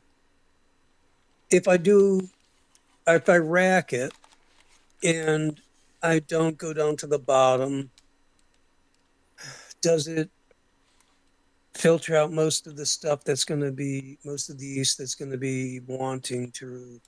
No, because the stuff that's at the bottom is just the Mhm. dead yeast. So there's going to be live yeast still mixed Hmm. in with the solution. Does it ever stop or does it always It go forever? it stops when it runs out of sugar. So that's Hmm. the goal, is how do you like get it to where like there's no sugar left. And usually that just Hmm. means leaving it in the carboy for long enough, and then Hmm. it'll run out. So Okay, right, right. Okay. So if because I don't mind having them in the carboy forever. mhm, Um, that or else getting a pressure locked bottle mhm. that can handle the bottles that I'm describing. Do you think they can take a lot of pressure, or do they blow up as well? Oh, what kind of bottles were you describing again? Well, it's got a wire lock on top with a ceramic cork. It's like a European reusable Okay. bottle. Um, Yeah. I would. I mean, the main thing is just you have to let it go until it stops burping, and then you can put it Hmm. in that. Like it can have a little bit of pressure, but you don't want to. And like that's the other thing too with the specific gravity measurements, is it's not just about saying what the alcohol content is. It's also about seeing whether all of the sugar has been fermented out yet or not. And is that by the use of the hydrometer? Yep. Okay. Yep. Um, usually, it's funny. I've got one. What I All right. So I've got the pressure lock, which is like a two parallel vertical chambers where when the water when the air pressure is there's no air pressure, the levels are equal. When there's pressure in the carboy, one side will go down, Hmm. and then there's another. So if I just leave that on and wait till it equals out in pressure, then I'll know it's over. Or is there the use of the vect- was it the So the one refraction? Yeah. additional thing I would say with that is that what you're gonna want to do is like shake it a bit, and Hmm. then see if it bubbles a bunch when you agitate it. Hmm. Like Right. don't like I, super vigorously so you knock over mhm. the trap, but yeah. Okay. No, actually, I've been doing that like once a day, Hmm. gently. That'll give you an idea of when And it's finished. Yep. okay, okay, cool. That's what I figured. I'm like, I'm gonna kick it every day until it's dead, Hmm. and then when it's dead, um, I'll bottle it. Because That's the right way to do it. Okay. I was told by someone who makes mead that if you let the mead sit too long, that the I don't know, the alcohol would eat all the flavor of the honey, but I have not found that to be true.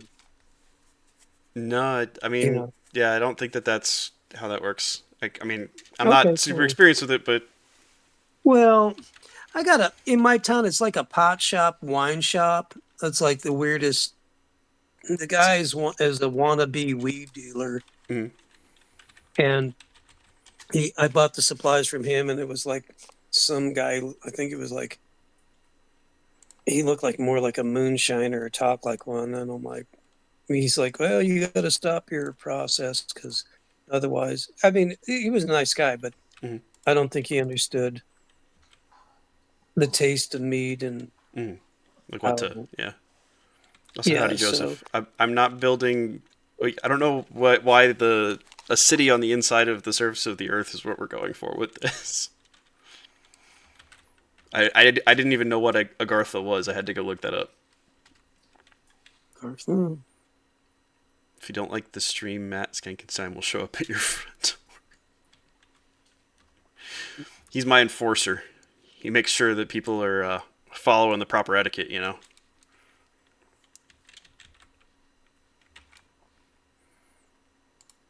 Speaking of, curious. Check something real quick. Hopefully not take too long so I don't... Oh no, this is... Okay. This one seems to have not broken containment.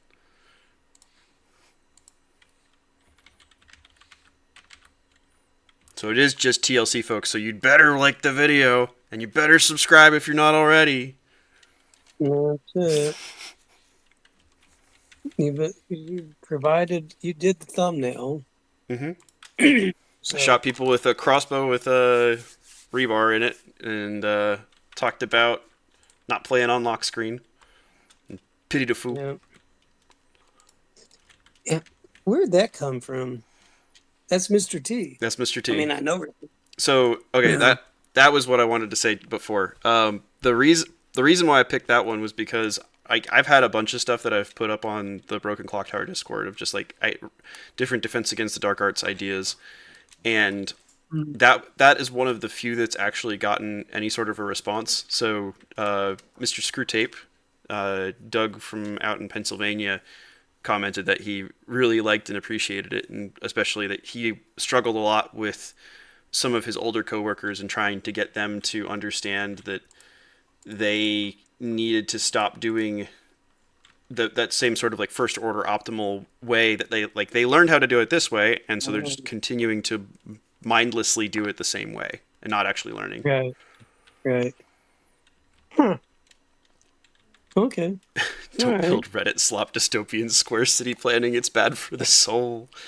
I mean, it might be bad for the soul generally, but I don't know. It's easier for the programmers, and I don't mind. Like, it's fun to try and make diagonal paths and stuff like that inside the game. Oh, well, I feel like my battery It's draining. pretty much. Mm-hmm. Yep. I think there was one weekend. What was it? A couple weekends ago? I stayed up. I mean, I Yeah, had a you great did. time. Yes, you Dude, did. I was in Ohio. Oh, were you? Oh my gosh. Visiting family Yeah. or? Yeah, visiting my mom and friends. Okay. It was a good time. Mm-hmm. And then you were online. I'm like, all right, we're not getting any sleep. That's All night, pretty baby. fun. Yeah, that's it. So, It's the Afriel experience. All day, all well, night. yeah, that's it. I'm drinking mead, and but I do want to. I'm starting to appreciate when I do my next batch. I'm going to try to get my hydrometer reading. Mhm. I'm not acclimated to it. It's just a thermometer of sorts. It's Yep. just I need to learn how to read it. Yep. No, there's So, probably plenty of videos online giving you some Well, they good instruction on suck. how to do that. So So far, what I'm seeing, they're not. I don't know. Maybe I know I can see what I'm looking at and know. Okay, I am 2 lines above so and so. Mhm. But it's just understanding how to, you know, see what the numbers like 0.015 yep, or whatever. yep. No, I it's think not maybe something that just I've ever had difficulty with, but that like the school that I went to for high school was kind of in the VOTEC system, and that was one of mm, the like math competition things that we did with them was problems that were it was literally just can you read a micrometer like a oh, mechanical micrometer right. Okay. because it's not like Well, if you've never done it before you don't know how to look at it and read it. It's like right. same thing as like looking at a clock. It's like I can't like what is this thing trying to tell me? Mm, yeah. So Well, I'll tell you what, I'm gonna do my next reading, my next batch, mhm. and I might have you do, just run it by you so I can start getting a beginning uh, ABV. Okay. Is that so? How long does your mead usually take when you've done it? I haven't done this before, and I've had a bunch of batches fail previously, so this is the first batch in a while that I've had that's actually going well. So I don't know. I don't Okay. know how long it's gonna take. Well, when did you start it? Like 2 or 3 months ago at this point. So Oh, dude, no, you're cooking with I gas. mean, it's not usually supposed to take this long for most fermentations that I've done. So Well, have you taken a draw yet? Like, or you just get yep, like a turkey baster, sterilize it, it clean it up, blah, blah, tastes blah. like honey apple juice. It doesn't even really taste alcoholic. Well, Oh, Joseph's here. okay. Howdy, sir. I was just gonna say hello. Both of you boys are in the kindergarten here on the mead train. You got to Hmm. go look up King Cobra JFS. He's a mead master. Oh, Okay. He would make mead out of he's deceased now. Hmm. But yeah, just look up King Cobra JFS mead. It's really Hang on, I'm gonna type that in chat. he's a master of his craft. King Uh, Cobra JFS JF, mead. all right, yeah, ladies, we are looking it up as we speak in As we live stream. time. Hmm. As we stream. Is he some guy with glasses? yes, he has glasses. Yep, and Yep, a pirate hat. yes, yeah, Just the one thing. pirate hat. Yes, he is. Yeah.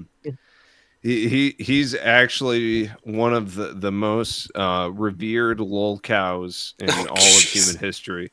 He tragically died last year during Oh, Midwestuary. Are you He oh, interesting timing?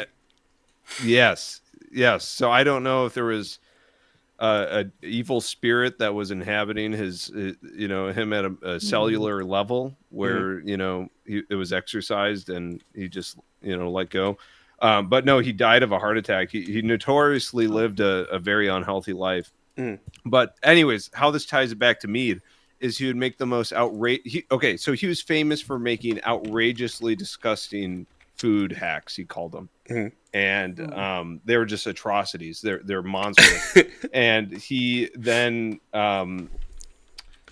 he branched into creating his own alcohol at home, Hmm.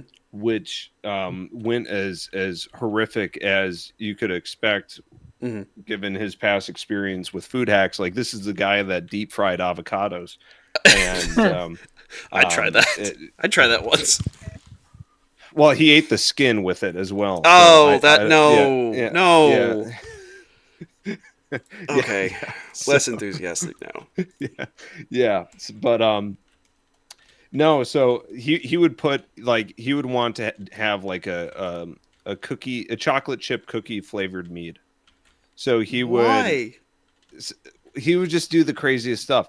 One time he one time he was even considering doing a prosciutto mead. You know the cured Mhm. meats. Mhm.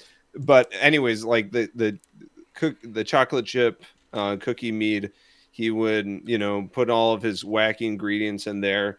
He would put a little Mountain Dew in there, and then he would put the chocolate chip cookies in at the bottom just so that they could ruminate, you know, amidst all of the fermentation, I guess.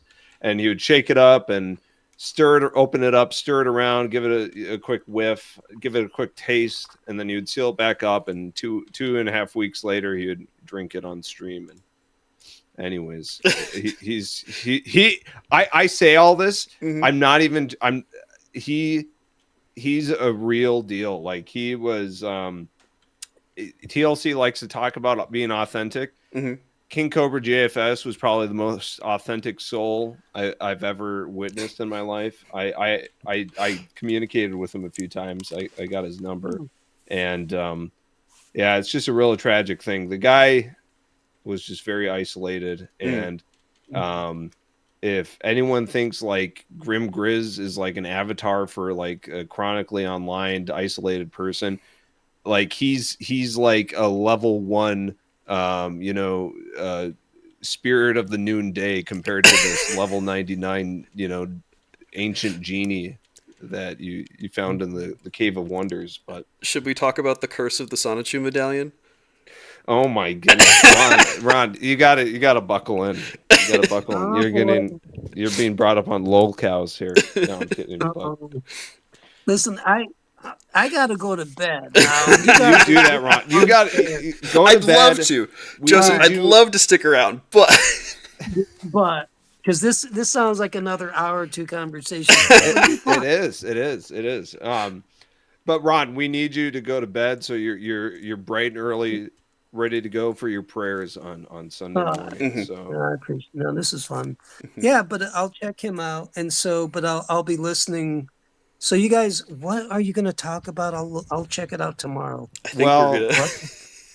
well, Slasher came on. Maybe we are gonna. It's game on. Listen, it's gonna get ugly. I love it. Okay, but Ron, seriously, if you're doing the mead thing, I'll just say this: it's going to be horrific. It's going to be vulgar. There might be crass language, but just do yourself a favor and check out one King Cobra JFS mead video on YouTube. Just look it up. Okay. It's really an incredible thing of like that a human body can endure such vile, toxic amalgamations. I mean, he only lived 2.5 years after he started doing mead stuff, but anyways, it's just something. Yeah. All right. So I appreciate the tip, and I look forward to listening tomorrow. Guys, have at it. UFOs, Elvis, aliens. What do you think? Amen. Right. God bless you, Ron. I'll see you guys. Bye. Have a good night. Bye. Look, I only came on here to tell you the real important things, and that is that your reserve of stone is low. Might have blinking red lights down in the bottom corner. Yeah, that's actually a good question from Spatch, though. I am curious. Rod Jr., is Jordan he Peterson. officially corner? Well, yeah, unofficially. I guess. I don't know if he affiliates himself with all of us. Well, I think he. Yeah, I don't know. It's very fringe. Rod Dreher, he,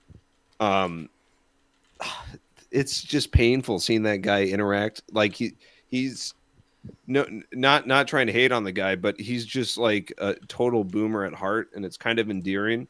But it's kind of painful also. Like he would write Facebook boomer posts on Twitter, and then just be amazed when like people are like, dude, why would you even post this? Yeah. Like there was this one where he was in an airport and he was like, this girl, this hideously ugly, I forget how he said it, but he was not kind to this woman at all. It was this overweight woman, and he like posted an upskirt shot of her at the airport, like, look at how high this dress is. And and then, like, dude, I went back to look at it. Oh my gosh. Someone reported it because it was like this tweet violated Twitter or X's terms of service. It's just some people just are not built to be interacting on the internet, or they just haven't learned the dance of it. Mm-hmm. And it's kind of like the lol cows that are extremely, bad examples of how to internet. But then in some cases, there are also individuals that have transcended the internet, like King Cobra JFS, Chris Chan. Chris Chan's are debatable. He's just so crazy. But like someone like King Cobra totally transcended it and had like a redemption arc to it at the end of his life. But in some ways, but I don't know. Lol cows are definitely a topic of greater TLC inquiry that needs to be made. Well, and I think that there's a certain level of blissful ignorance about that, because there's some actual degenerate problems. Like, yeah, well, no, it's precisely what the uncontrolled internet access, like we have lab rats that have sacrificed their lives to science of what how the internet can destroy you by you just interacting with it and not like so yep, there's valuable lessons, I guess. Well, and by interacting with it in a certain way and understanding that like there are going to be people in the world who you are going to encounter through the internet who just want to cause havoc and chaos. They just want to ruin people's lives. Like, true. Like, I don't think that, like, most people have that bias of, like, I would never do something like that, so there's not anybody who would ever do something that's that degenerate or horrible or whatever. Like, no, yes, they would. They absolutely would. Right. And if you're not, like, if you don't understand that that is something that can happen and you don't already kind of have a plan for how you're going to engage with those kinds of people, and you get surprised by it, especially because they're not gonna present as deranged, crazy people up front. They're going to look like normal people to the untrained eye, and then they're gonna bait you into doing some dumb stuff, and then because that's the whole point of trolling, is to make the other person make themselves look bad. Right. You're telling me people would lie on the internet? You think someone would really do that? Just go on the internet and tell lies? I don't know, man. That doesn't... No. I'll one up that. I have something even worse than people lying on the internet. Okay, you ready for this? Mm-hmm. There's people that would download a car on the internet. I would absolutely download a car. If I could download a car, I would do it. They'll download cars, they'll download movies, they'll download games. Like, these are serious criminals, and we need to obliterate them. I don't know. We can't live with these people. Also, Skank, what do you mean by the RHW Mark D. Parker pipeline? I don't think I know what that means. Mark D. Parker does not have kiwi farms, if that's what you're asking for. Is that the pipeline that exploded with all doesn't have a kiwi farms? Yeah. Yeah. Well, and TLC will never make kiwi farms either, because there's too much, TLC cows out there, like actual. But well, I think that there's just not like I don't think that the broader internet is willing to, because it's too much of a time investment to actually get deep enough into TLC to where you could start trolling effectively. So, like, there's so many other people who are just attention whores existing in the wide open world, and so, like, why would I bother trying to get to know people enough? Unless there's, like, other reasons, but...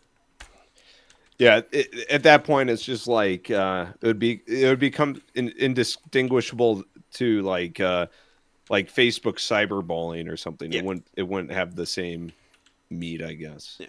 Well, especially because, like, with that attitude. Well, because people in God bless, people in TLC actually know each other to a degree, and so, like, there's good if it's coming from a rando, like, it's not going to hit as hard, and so it has to be somebody who's, like, had enough interaction, somebody like Nathan Ormond or somebody like Claire Caw, where, like, they're actually a known personality. And at that point, like, you've now become the lol cow. Like, Yeah, right. Well, and it's a different type of trolling. yep. Like it's one trolling can actually be viewed as like as an art form in terms of baiting, and there's levels of irony and meta irony, post irony that go into all that. But and I'm not just throwing words with adjective or prefixes to sound fancy. Those are like technical things. Yes. But it's like it's like running into a room screaming and acting like a buffoon, and then one where you're good at making people mad online by being kind of funny in like a gesture kind of way. Well, like by pointing out that like they're not as holier than thou as they portray themselves to be. Like that's the real right. I think you're ignoring the real issue here. What's that? Your reserve of irony. It's been low for 2 years now. Yeah, focus on the game, man. That's why we're here. It's because of the game. It is taking up most of the real estate here. That's true. By the way, there's only 6 likes on the stream. There's 7 people watching. Matt Skankenstein. He will come to your house. He's good. He is the TLC enforcer. He did it one time to me. Okay, the authorities got involved. It was in the New Prague Times. This is serious stuff. You don't want him showing up. Like the stream. Okay, there's one guy out there not doing it. I don't know what to say. Can't help some people. Which, by the way, like, I didn't want to make too big of a deal, and we're like, what, 2 hours deep into a stream, so I feel like I can talk about it because the only people who are going to see this are like super dedicated. My last stream actually broke containment. I saw that. I was like, "What did this guy pay for some bots?" From That's India what or I something? was like. Oh, this is clearly a bot farm. Like, I don't know how else to explain this. Like, what the fuck? Were you playing Half-Life? Yeah. Yeah. And okay, it was that's what. Like, there were a couple of videos that got like 4 people were directed to you from this one, but like most of it was just like random stuff that people were clicking play next from. So like, I don't know what happened there. Maybe you just had the right title. You had succubus in the title. So maybe they thought they were getting a VTuber or something. Oh, Gmod. I don't know. Well, but that was the other thing. Like, it wasn't just the click-through rate. It was the fact that people actually like stuck around and listened, apparently, which is why I'm like, it's got to be a bot farm. Because like, yeah, if there's a couple of people from outside of TLC that tuned in, then I could understand like nobody talking in the chat. But like, with that many people, there's going to be at least a couple attention whores that just like start spamming chat with something stupid. So like, I don't know. Well, what time would it have been in England? I think that's a valid question. You know? Sometime in the morning? I used to know this. I think if it was 10 if plus? it was around this time, you know, yeah. What time is it right now for them?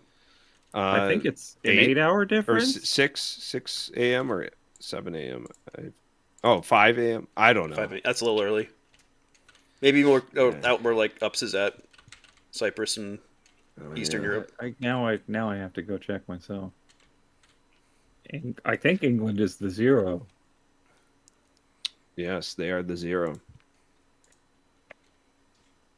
You know, it's a real shame that they set the prime meridian like in London. I mean, Greenwich. it's a gigaflex. Greenwich. Okay. Yeah. Well, The GMT. You're Well, on a it's- nerd stream. I'm sorry, Joseph.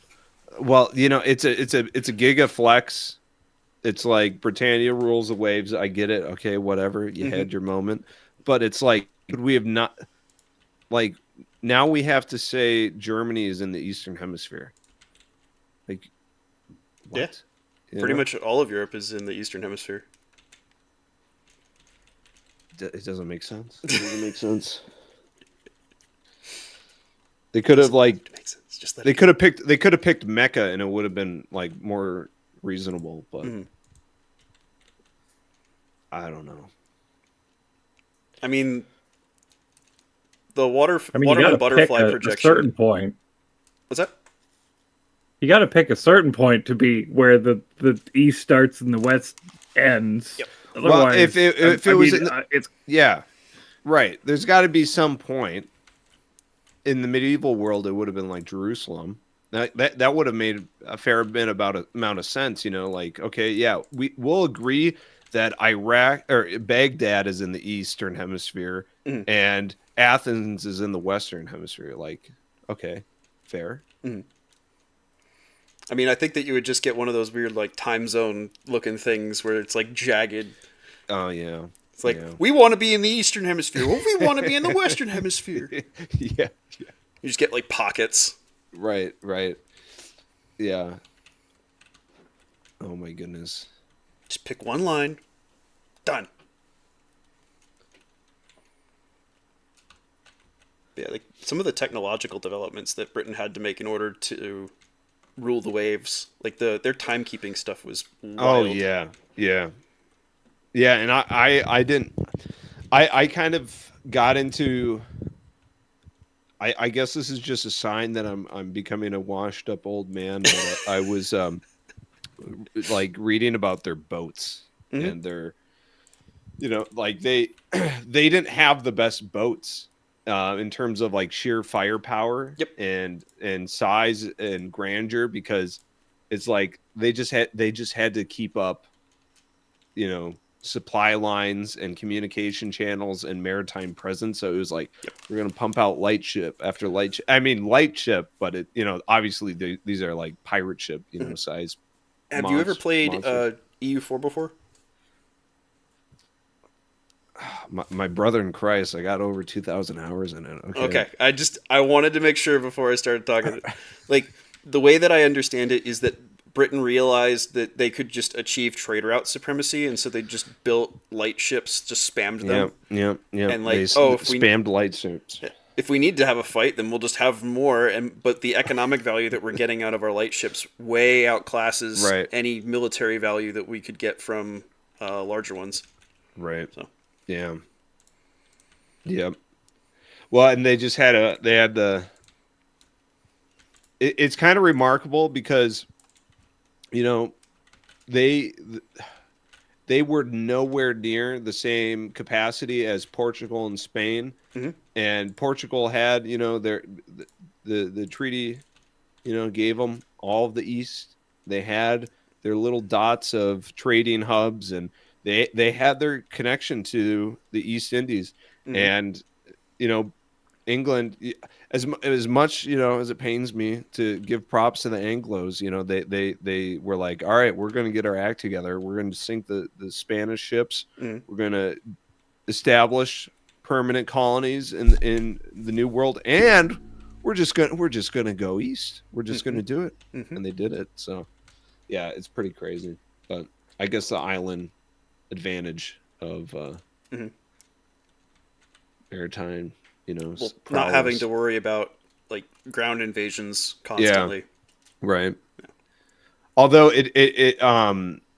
there's a. Oh, I also saw that there's these islands. I'm forgetting their name. The Azores are the Azores. Yep. Yeah, Azores. Yeah. That there were archaeological records of Norse colonies. In the Azores, and that there was livestock, and it's just like the dude, the Norse were just everywhere, dude. Yep. It's crazy. And then what happened? There was somebody pissed off Odin. I know. Right. Yeah. That's the only thing I can figure out, because it kind of stinks that there wasn't like this, this Scandinavian element and the balance of powers of these, Western colonial giants. Like I would have loved to seen, some Vikings in Japan. Okay, Ooh. Like, that would make for an epic anime. Well, I mean, the Japanese did open their trade to the Dutch, and only the Dutch. So yeah, is that close enough, or has to be like actual Vikings? Yeah, no, it has to be long ships. Okay. Like going down. Yeah. Rounding Cape Horn and Yeah. Right. I'm getting that this is less and less realistic the more you're describing. Yeah, I know. But what is really crazy is also, speaking of waterways, up until like 6 months ago, I was totally ignorant as to the sheer amount of navigable rivers that are in Russia, and how you can just like, there's, basically, I forget if it's like 100 or 50-mile portage that you can make at some certain point, and you basically can just go from the Baltic Sea to the Mediterranean just by 2 rivers, and you just need to make one portage. But interesting. You want to see? Yeah. Okay, I will pause the stream for this because, gosh darn it, this is one of those crazy things that I realized that I'm gonna have to figure out how to get OBS to show this. Google Maps. If it's not a King Cobra JFS Mead video, I don't think Skankenstein is going to be too interested. I mean, probably not, but that's okay. It was him that didn't like the stream. I know. I was about to ask if, like, does he have to do an enforcement action on himself? Okay, let's see. Browser. No, that's. Let me rename that so I don't lose track of that. Also, what's your screen name from? That's my surname in oh, okay. I didn't realize. Old English. Let's see. Just display capture, I guess. Is that going to be the right one? No. Properties. Other display. Okay. And then turn off the game capture. Display capture. Is it going to show? Is it going to show? Testing. Testing. Let's call President Foxman. He'll be able to sort us out. Yeah. I don't want it to be that far up. Oh. Did it? We got a black screen. Yeah, that's the problem. Black screen all gray. Let me try properties, capture cursor, display, primary monitor. While we're looking at this black screen, I think we should take this time to remember Westo. George Floyd who died of dysentery. Oh, sorry. Harambe? Who died of dysentery?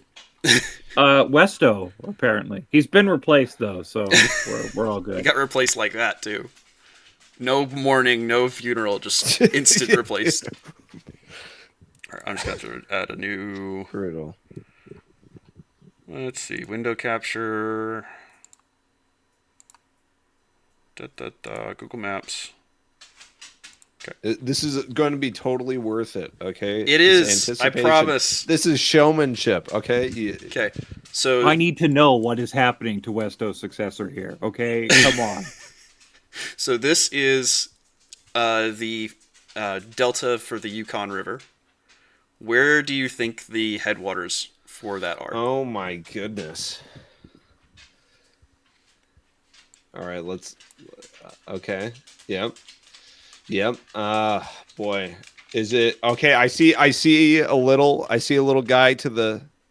Okay. Yep, it's going up. It's. Mm-hmm. Is it trailing into Canada? It goes through Canada. Okay. Does it go back down into? So, I won't show the whole trace, but basically, so you go up from Skagway, and there's these lakes here. It literally flows from these lakes all the way. Like, it doesn't flow. Those lakes don't flow in there. They flow all the way over here, and then spill that back into the ocean. What? So you could literally, you could take a boat up to Skagway, get it trailered up into one of these, and I don't know how the waterways are as far as rapids and stuff that you'd have to deal with on the way down, but in theory, you could drive your boat less than 20 miles into another waterway and then ride the river the whole way down. Wow, that's awesome. Yeah, I'm like a big fan of the river scene. You know, this is everyone's. You know, all these 55-year-olds and up are doing these ocean Caribbean cruises, and it's like give me a river, man. Just throw me down there. I'll do it. I'll have a raft, like a cartoon Kingdom Hearts raft, okay, and we'll just go down some waterway. I'm reenacting Huckleberry Finn. Yeah, yes, exactly. Yeah, there's just something about them. And apparently there's the big loop, it's called, where you go from Minnesota down the Mississippi, around the Atlantic coast, through the Great Lakes to Duluth. That would be pretty cool. You do the whole circuit there, and takes about a year or so, but that would be pretty neat. Yeah, it takes a lot of planning in advance, though, just to make sure you don't get. Messed up. You got to be like Gabe Newell, wealthy, boat ready. I don't think you have to be Gabe Newell wealthy. I think you can be actually like not have a ton of money and be able to do that. But if you're not going to be working for a year and like you need to be living very cheaply and cooking all your own stuff and like not or make a YouTube channel and use that to fund it. Get lucky with the algorithm. There's a guy that I follow that he's like a 19-year-old. His name's Garrett. And he just got a boat in Hawaii and he sailed to Fuji and he's trying to get to Australia and he's got 100,000 subscribers and he's kind of just paying for it, the whole way there. So nice. Yeah, it's pretty neat. I mean, there's a ton of good channels like that. There's one guy who I can't remember the name of the channel, but there was a British sailing vessel, the Tally-Ho, that he took from completely wrecked and pretty much replaced everything on it, but did so piecemeal, so very much like Ship of Theseus. Yeah. And he's finally finished it, and he just went through the Panama Canal actually recently. Oh wow! Because he was working on it up here in the Pacific Northwest, and so he finished that, and he wants to go and sail it in a sailing race back over in England again, because that's where it was originally made and where they did a bunch of competitions with it. So. I just thought of a amazing, financial opportunity. If you could create a parallel YouTube algorithm that actually showed good YouTube channels. Mine works well. I don't know what people are complaining about. No, but that would reward these hidden gems to shine up against. I remember back in my day, right? You would go to the trending tab or the most subscribed, back when YouTube had a leaderboard and you could see most top 100 channels for cooking and it just listed them by we got Neil. We got Neil asking esoteric questions. Yeah, it's Landbjort. It's land bright. Bright in his land or whatever, or from bright land or anyways. No, so what I was saying is I don't know. There's just ever since I hate to say it, ever since Southeast Asia, India, the rest of the world got opened up to the internet, it's they didn't know it was crack cocaine to them. And you get something like Mr. Beast, and that's just going to go crazy. And it was giving a North Korean soldier a cell phone. Yeah. Whoops. It's just they're spending a lot of time in their barracks for some reason. I don't wonder what that is. Yeah. So I don't know. It's just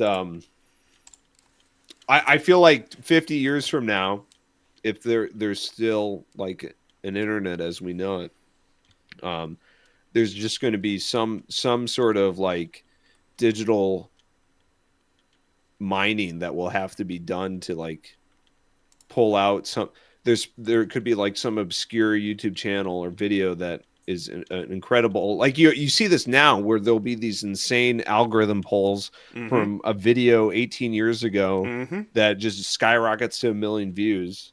Like there's got to be a way to make that process better. Yeah, right. I don't know. Well, I think a big part of the problem is that a lot of people actually do just want slop. Yeah, right. That is true. That's true. So you're fighting that exactly. And that ties back to thinking everyone on the internet is going to just be charitable and nice and kind. You're assuming you need to go like I don't know, like just integrate your shadow a bit and be like, no, there's people that will eat out of the trough and be happy.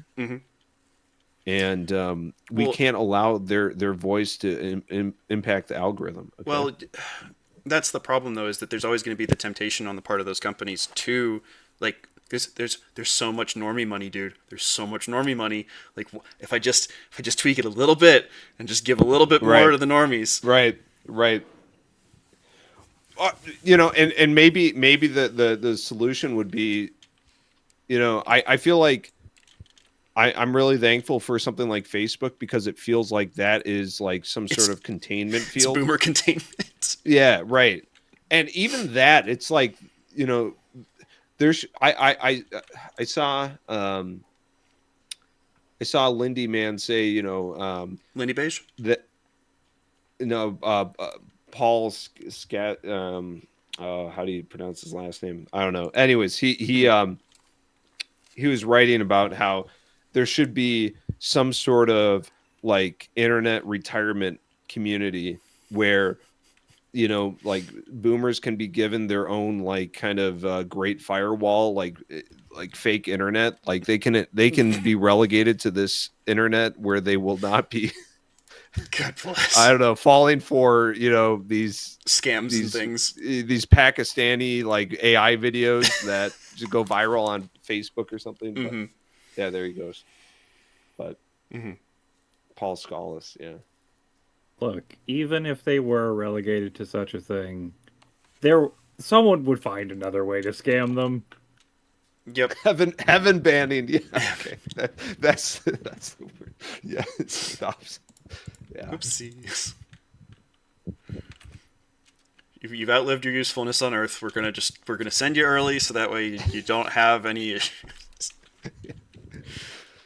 Oh dear. Yeah, so on the one hand you have the temptation for companies to cater to normies. Like one of the things that I've had as a thought is there's part of me that suspects that there actually is good elements either in YouTube or somehow buried in the YouTube algorithm that are actively doing this, is like using the algorithm to try and help people to cultivate better taste over time. Sure. Like if you have a situation where it's like, oh, like I know that they're going to be more likely to click on these certain things, and I know that by the pattern of other people's watch histories that when they've watched these things, that means that they're more likely to watch these things, and I know that these are actually better for them than the slop that they're consuming. Then the 10th Mr. Beast video this week. What are you doing with your life? Yeah. Well, yeah, okay, but the problem exactly is that there's a financial incentive for short-term, short form content, more ads, more click through, and that has a negative impact on your neuroplasticity. And you're talking about content that would be novel in a positive way, increasing plasticity, increasing introspection, wonder, amusement. I don't know how you'd win over the financial overlords. Well, is there a way that kind of content ends up actually being more financially beneficial for them? Like that you actually get more and better watch time, and then there's a limit to how much the normies are going to be able to spend. And so if you actually are able to pull whales, and especially like there's like a prestige associated with different groups of people. And so like if you are a whale in a certain community, then you're going to potentially have way more impactful prestige than if you just appeal to a mass audience, is kind of how I see it. It could potentially, Sure. In the Machiavellian way of understanding Okay, but it. So.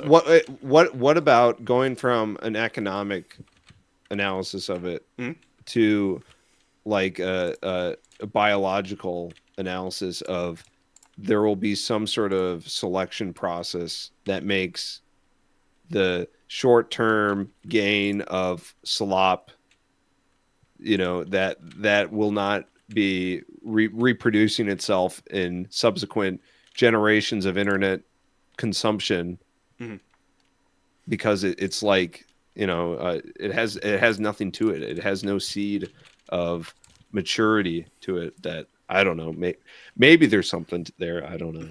Well, I think that does happen over time, but the time scales that you're talking about for that to happen are in the hundreds of years, not in the tens or single. Well, the internet's a fast place. I don't know. I mean, it's a fast place in the sense that I feel like there's a lot more development happening for any individual who's participating in the internet than would have ever been possible previously.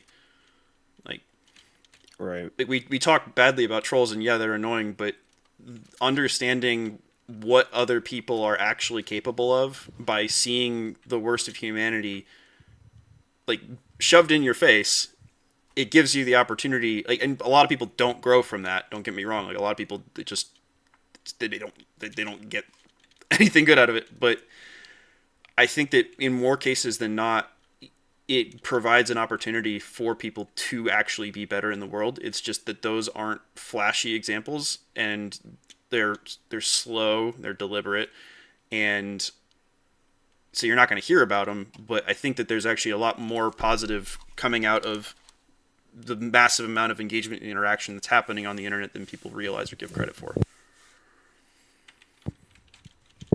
Sure. Yeah. But I don't know that. And there's a very real possibility that everything is just getting dragged down. But I'd like to try and be hopeful a little bit. Yeah, right. Well, and I see the only I only see the alternative that people are proposing to be some form of gatekeeping, basically, right? And well, even TLC does gatekeeping. It's just that we do it through friction to a degree, and so it's not like. Well, okay. First off, do you agree with that? And second, do you? Oh, I feel like the gatekeeping is just inherent because it's like, coming up to like 10 years of like lore that have formed it. So it's like getting. It's like trying to hop on EVE Online or something, like right. Yeah, right. it's like pulling out the Dreamcast to play Phantasy Star Online or whatever. It's so. But yeah, there is also the interpersonal element. Is that what you mean with the friction, that there's these relationships and. Yeah, that it's relationship based, and that like if you want to engage with and like be a person, so to speak, like you can't just be a content consumer in the same way that a lot of people are in other communities. Like there is a deliberate calling out of like, no, come break the fourth wall, join us and talk with us and participate. Sure. Like that's the thing that I see that's like most unique, like out of any like comparisons with other communities. Like everything else and is very much. And I don't know if people are even realizing or like doing this consciously, but it's constructed as a pyramid scheme almost every single time, where it's like you're going to have one streamer and you're going to have a giant audience below them, and they're all going to be focusing their attention up at the streamer, pretty much. Or a plutocracy of streamers. There's like a Phase Connect or something like that. Yeah, right, yeah. Very siloed. Well, and it's very difficult. Like the stories of how a lowly person ends up achieving godhood within that sort of a frame is like, okay, well, like, how does somebody go from being a nobody girl failure to a Pippa Pipkin? Like what? Right. Yeah. Yeah. What does that actually look like? Because Yeah. I've heard things about streamer orgies and other crap. Oh like yeah. that. Like, Oh yeah. Crazy stuff. Yeah. Yeah. not that I know 100%. if like she's been someone who's participated in those, but like that's a thing. Yeah, it's like micro St. James's Yep. everywhere in these. Well, not necessarily to that degree, but just Yeah, right. yeah, people like, and that was I think it was Chibidoki that I was seeing something from her briefly, and she was like complaining about the fact that whenever she would go and hang out with other streamers, it's like all they want to do is do drugs and have sex. I want to do normal people shit. Go away. Well, and it's funny. It's why is that? What is going? Is it just? I think that's always been the case. Yeah, yeah, right. It's like the cool kids in school are always. Because we all just want to be big rock stars, living hilltop houses, driving 15 cars.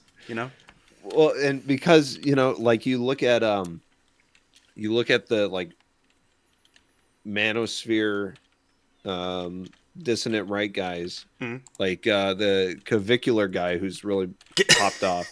He's like took so much testosterone that he sterilized himself. Yeah, well, and he's doing all these different drugs and yeah, it's just strange that call is always there. Well, and I don't know the degree of that actually being organic though. Like that's the thing that really bugs me about all this is like you have these people who are being like promoted as like, oh, but so much of the promotion is coming from people who are like wagging the finger at them. Like Andrew Tate, like I don't really know. I've never met one person in my life that has like been unironically Tate's a great guy. Yeah, I got my hustler's degree, university degree. Well, and it might just be that there's not any overlap in like friend groups that would allow you to meet somebody like that. But at the same time, like sure. Like I don't know. It just I feel like I'm watching a professional wrestling thing, and there's some company who's really trying to push this one character, and it's not taking off, man. Like it's just not like. But maybe it is, and I'm just like I'm sitting in a different part of the stadium from where there's like people doing waves for the guy. Yeah. But again, it's like, how do I like? I'm looking at the wall of the cave and I'm seeing the shadows dance around, and it's like, how do I actually figure out what is happening that's causing these shadows to be projected on the wall? Oh, here we go. Skank's saying that Tate was really big amongst his middle schoolers. Okay, well, yeah, and maybe that's the target audience. No, but here's something to consider too: is that I'm like actually out of touch now. Like I'm not on TikTok. I'm not on Instagram. Seeing the Instagram reels, so there's a gap there. Yeah, right. Yeah. Well, and that makes so me I don't know wonder is that just programming for the younger generations? Right. But I also think that you can obviously there are inorganic growth to certain influencers or content creators, but I also do think that you can get into a danger of and I'm not saying I have anyone in particular when I say this, but I feel like hand waving it away as saying it is inorganic is ignoring some sort of spirit that is dwelling amongst a certain group or demographic,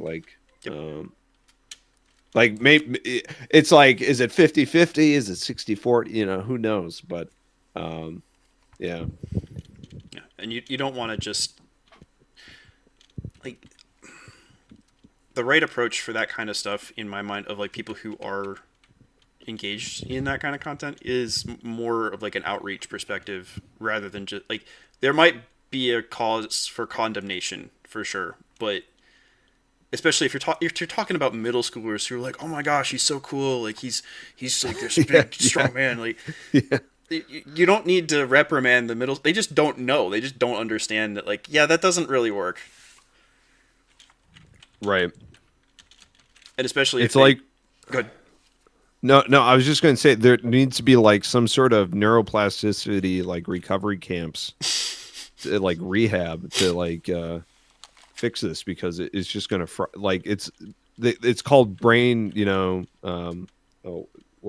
rot for a reason because it's actually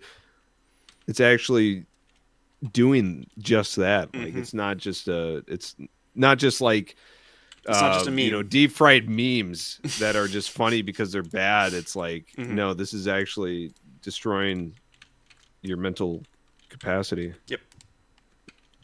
Indeed. I mean, I've noticed it. Like, I don't even engage with shorts content that much, but like the level of focus that I'm able to maintain regularly has definitely gone down with time. Skankenstein says, Joseph, the word you're looking for is Boy Scout. Sorry, I hate to correct you, Stankenstein. It's actually just scouts now. It's just scouting. Okay, it's inclusive. No, I was in Boy Scouts. My gears, man. Oh, you were in Boy Scouts too? I was in Eagle Scout. Okay. Silver Palm. You went above and beyond. Order of the Arrow, all that Masonic stuff, I guess.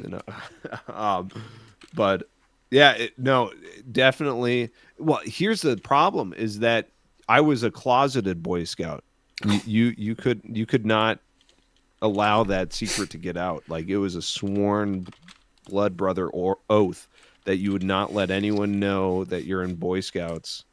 And the friends you made in the Scouts, like it was like a secret society because you just get picked on for being in it. What happens in the tent stays in the tent. Yeah, exactly. But this was even before like the sexual abuse scandals and stuff. Like there was just like a disposition that like it was cringe. When in retrospect, it's like actually really cringe to think that was cringe because it was like, dude, we were making arrows and like trying to hunt down turkeys in ravines. That's cool. I never did anything that hardcore with my troop. And we would like try to, there was one time we were in, I went to Philmont, did the nice 12-day hike or whatever. And, we'd be in the bushes looking for sage that we thought, if we smoked it, we could see visions. And there's some guy was like, oh, there's, this secret sage if you find it. And, just the kind of imagination that runs there, obviously nothing happened, but, it's just like tall tales and I don't know, there's some wonder. Ooh, cringe equals wholesome. Not always. Not okay. Always. But it can. There's a lot of wholesome stuff that gets labeled as cringe for sure. Mormonism didn't. There's like that's sad. Well, there's like parallel scouting that's just like fully Mormon is my understanding. Like there's like a huge. I could be wrong, but. Well, because that's like one of the things that I want to do with the estuary potluck campouts is just like have an opportunity to teach some of the scouting stuff. And like, we don't have too many kids coming along for our campouts yet, but we've had 3 consistently for the last 2 campouts. So like, oh wow, I got to teach how to do 2 half hitches to one of our. I don't know if I should say his name or not, but one of the guys who comes with us is bringing his 2 boys, and got to teach one of them how to tie 2 half hitches in a trucker's hitch. So nice. Have to test him on it the next time he comes out. Yeah. Next time they come out, you just give them like a. You're like, all right, that was level 1, level 2. Now here's a space blanket. You have to make your shelter for the night. And just go Bear Grylls on it. No, Here's a bivy sack. Yeah. Sleeping under the stars. Here we go.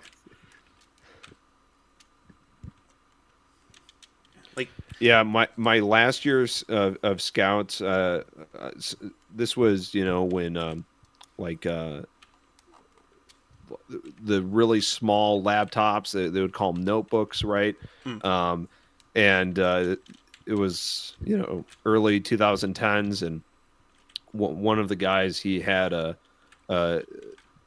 Nintendo 64 emulator on this thing, and it ran at like 12 frames a second. But our minds were just like so blown away. This guy was playing Pokemon Stadium in the tent, and we're like, dude, you're the coolest guy here. But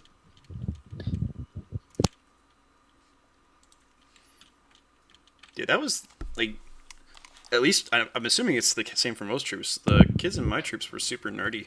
Like, yeah, it was a healthy distribution where you had like some guys that were hicks, some guys that were like cool like stoner skateboard guys. You had some guys that were just like nerds playing Fallout New Vegas. Some jocks. It was kind of I don't know, there was something to it where it was like this the illusions of school life evaporated, and you could just kind of see the other in the person and just appreciate it. So I like that stuff. Mark S says that his Cub Scout troop was cringe. Understandable. I mean, that one's very much more dependent on the adults making it Yeah, good, some guys get way too into it. Yeah. Indeed. Boy Scouts is a lot more, like, it's still adult driven to a large degree, but it's a lot more boy driven if you're doing it right. So it's not. Yeah, the adults should be hands off as much as they can be, and allow the kind of Lord of the Flies kind of thing going on. But you know what's really annoying about the Lord of the Flies is the real life scenario that the book was written based off of. It was British boys that were stranded, and they recreated civilization. They had they created a chapel, and they were, No shit. I didn't know about that. Look into it. It's pretty crazy. But that's kind of like what I think the platonic ideal for like Boy Scouting is you are creating citizenship in young men that, like, if you were to put them in like just a wilderness, they could recreate the civilization that they came from. Well, modern society is its own kind of wilderness, so. Yeah, yes, that's true. That's the thing is I went and stayed with some family in Minneapolis, and I was just kind of amazed at there are such beautiful buildings and houses in Minneapolis, and it's a very orderly place despite all the recent chaos. The 2020s has just totally destroyed the reputation of Minnesota, but it's a very well maintained place. But what's just really ironic to me is I look at the people inhabiting this space, and it's like, if we were in a Minecraft super flat like world, like these people could not rebuild any of this.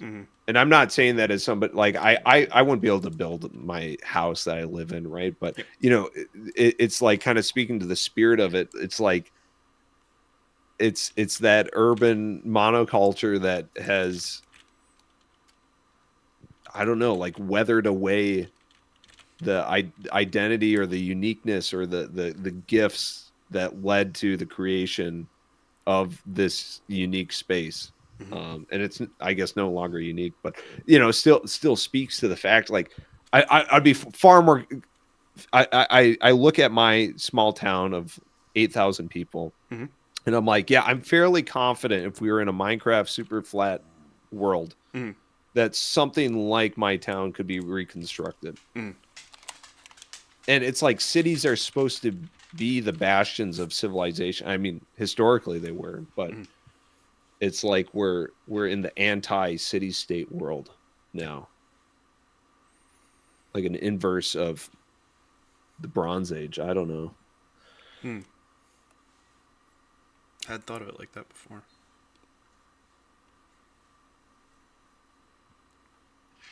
I mean, what it feels like is like we're in a period of like empire collapse, and so it's very much like what's like there's certain fungal life stages where it's like it's growing, it's eating a bunch of stuff, and then realizes it's starting to run out of food, and so it starts to grow something, and then it's creating hardened spores. Like it feels like the goal right now is to create those hardened spores in the form of resilient communities that are going to be capable of enduring whatever catastrophic collapse comes next. Right. And hopefully it doesn't. Like, I would love for it to either be a nice, slow, gentle collapse where nothing breaks horribly and there's no mass violence, chaos, violence, crazy. Like, yeah, right. Yeah. No. Well, I think that hardened spore analogy is pretty apt, because I think you can see that in, you know, rural America. Like you look at a place, just because it's my home turf, I'm just going to use it in Minnesota, right? You have what, like 3 million people out of 5 or 6 million people in the state. The vast majority live in the Twin Cities metro. But it's like you look at these dying rural communities, and it's kind of like they've reached a point where, I mean, they're still decreasing in population size, but it's like you look around in the city and no one's married, no one's having kids, no one's like involved in a community like a church or I don't know, like even like a kind of like what, like a Lions club or a Rotary club, like these clubs. Like there's just this disintegration of these old, like even like a Masonic lodge. Like, okay, I'm like, it's all just old boomers, and it's like, I don't know. There's just something where it's like, I've been kind of fixated on the idea of the meek shall inherit the earth, looking around at this, you know, this landscape, and it's like those hardened spores are I guess being hardened or coming to maturation in these lowly, you know, rural towns.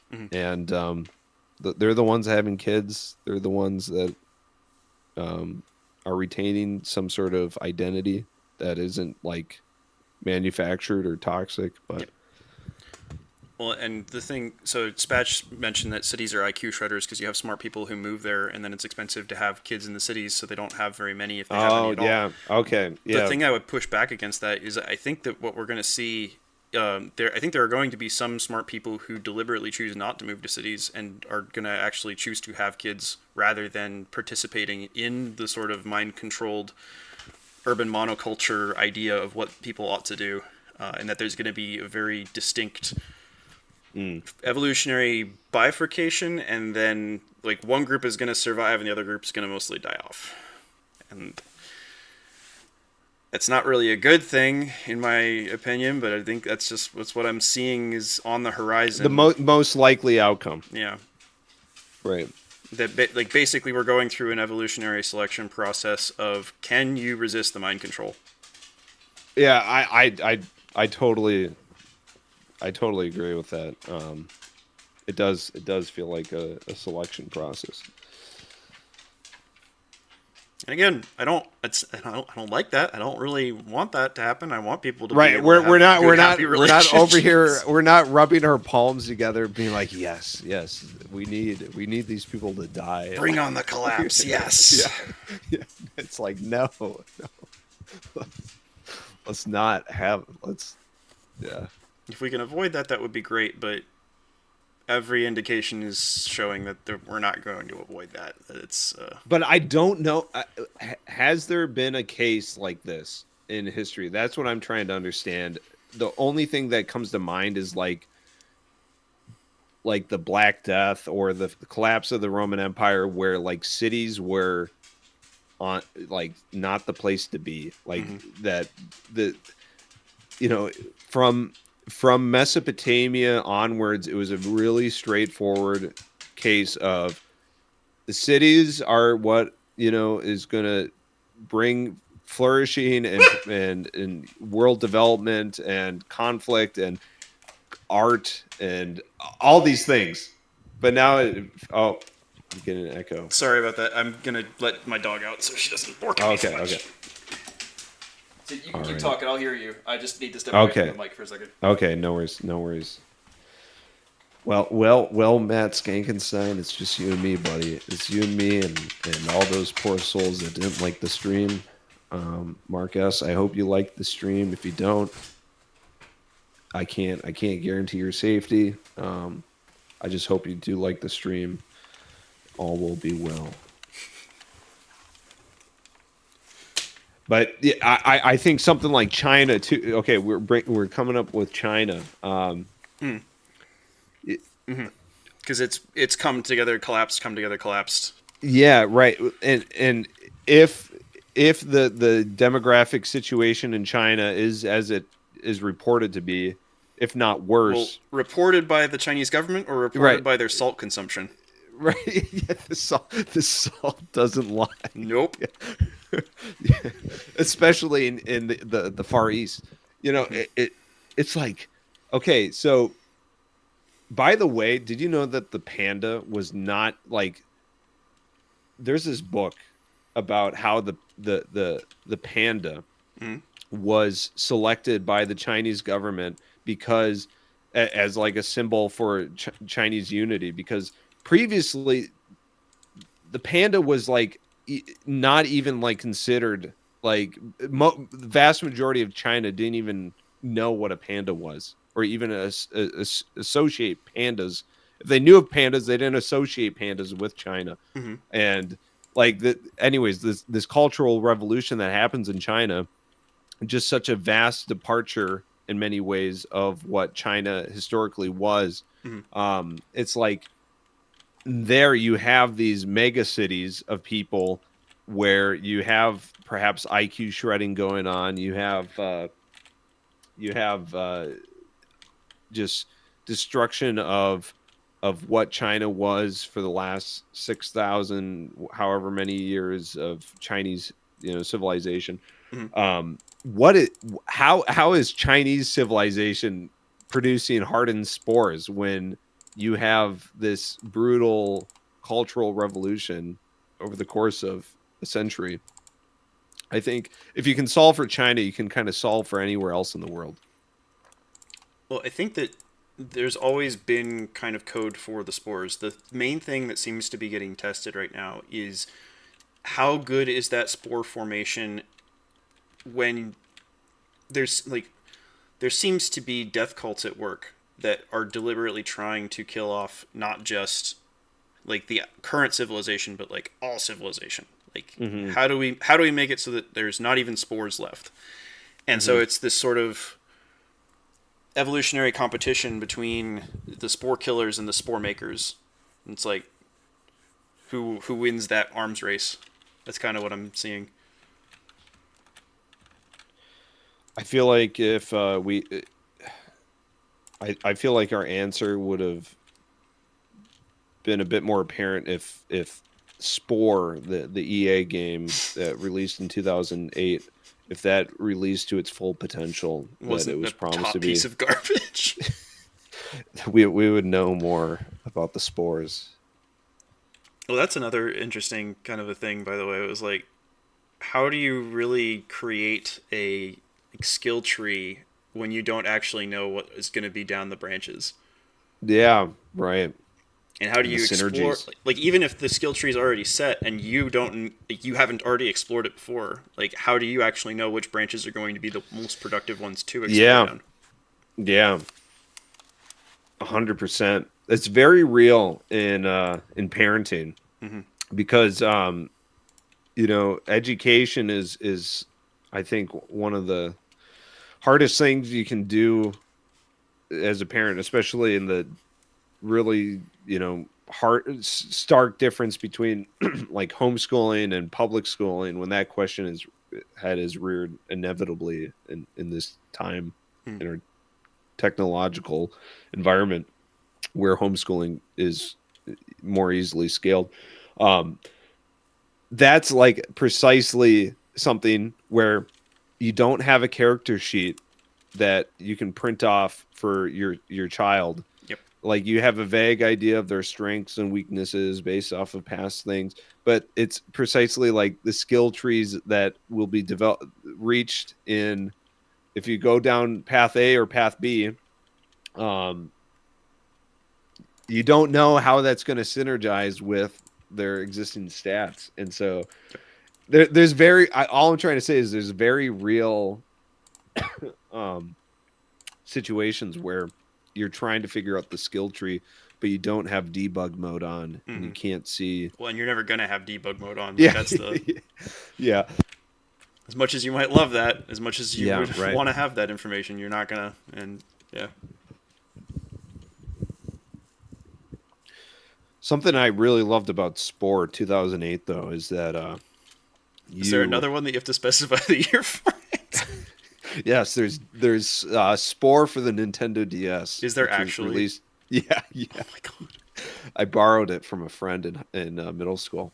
But and it's just kind of funny. But no, the thing I liked about Spore that I don't see done too many areas is you basically you had right 4 stages culminating in the 5th stage, space stage. Mm-hmm. But each stage, cellular, creature, tribals, civilizational, you had one of 3 options as how you're going to have your creature interact in that stage. Are you going to be a carnivore? Are you going to be an omnivore? Are you going to be a herbivore? Mm-hmm. Right.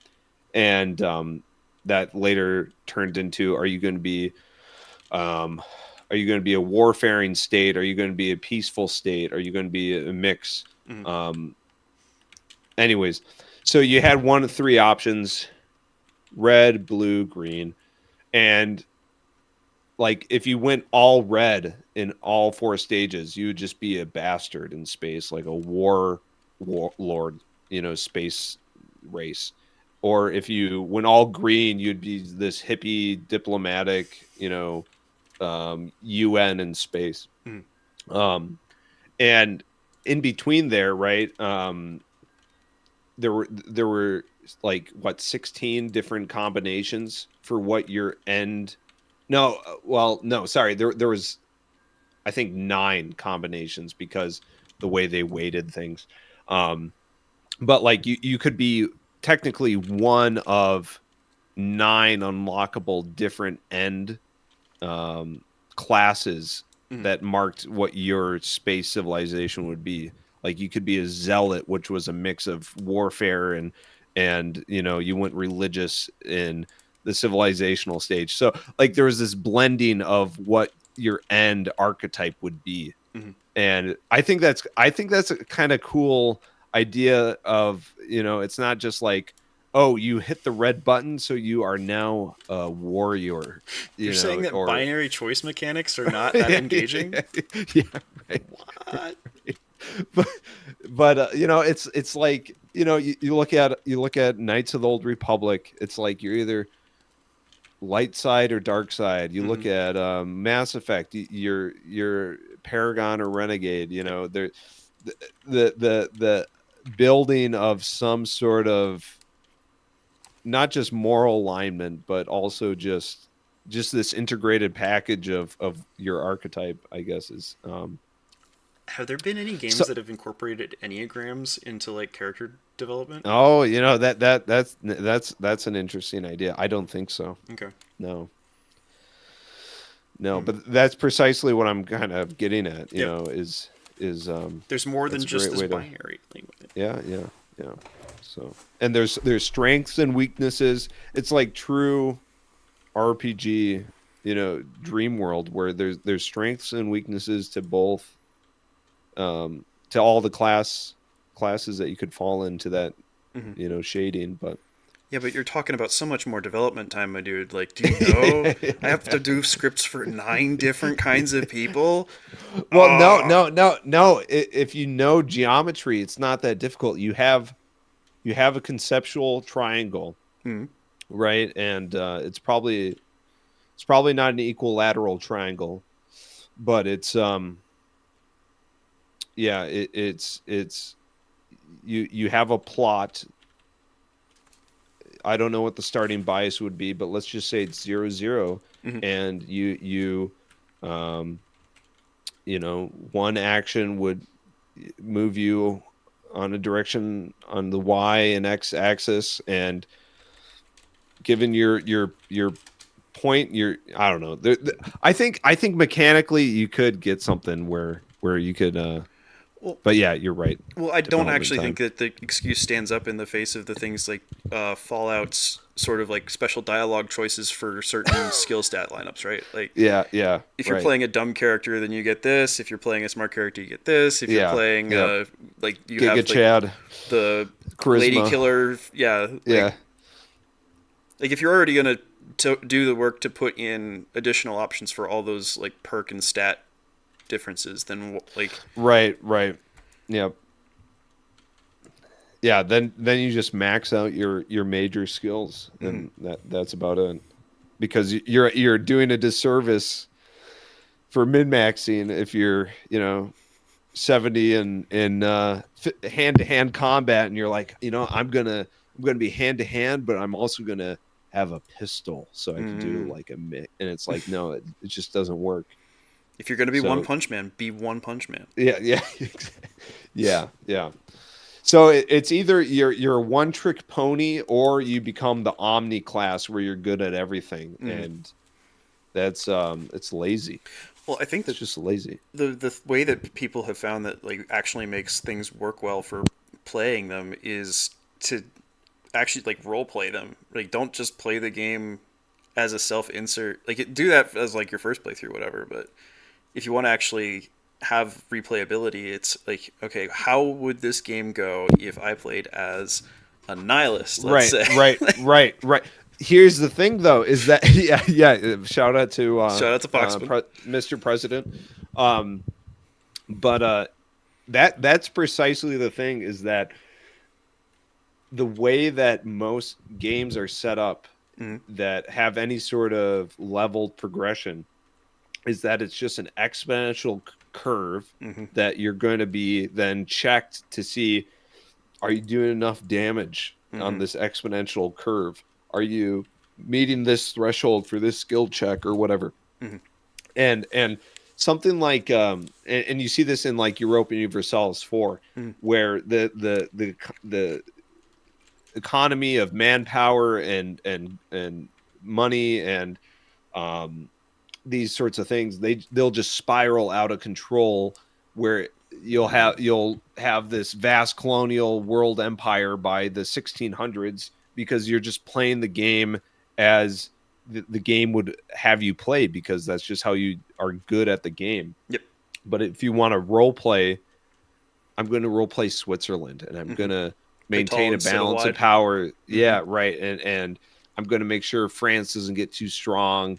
And so it's an interesting dynamic, and I'm going to make sure the Polish don't become this monster in the East. And, you know, that you have to go out of your way to play in a certain way like that. And you're not going to just see number go up and be, you're requiring suboptimal play for a more fulfilling experience. Yep. And it's there. What is how do you create something where that is rewarded and not just something that is imposed on by the player, or is that a good thing? I don't know.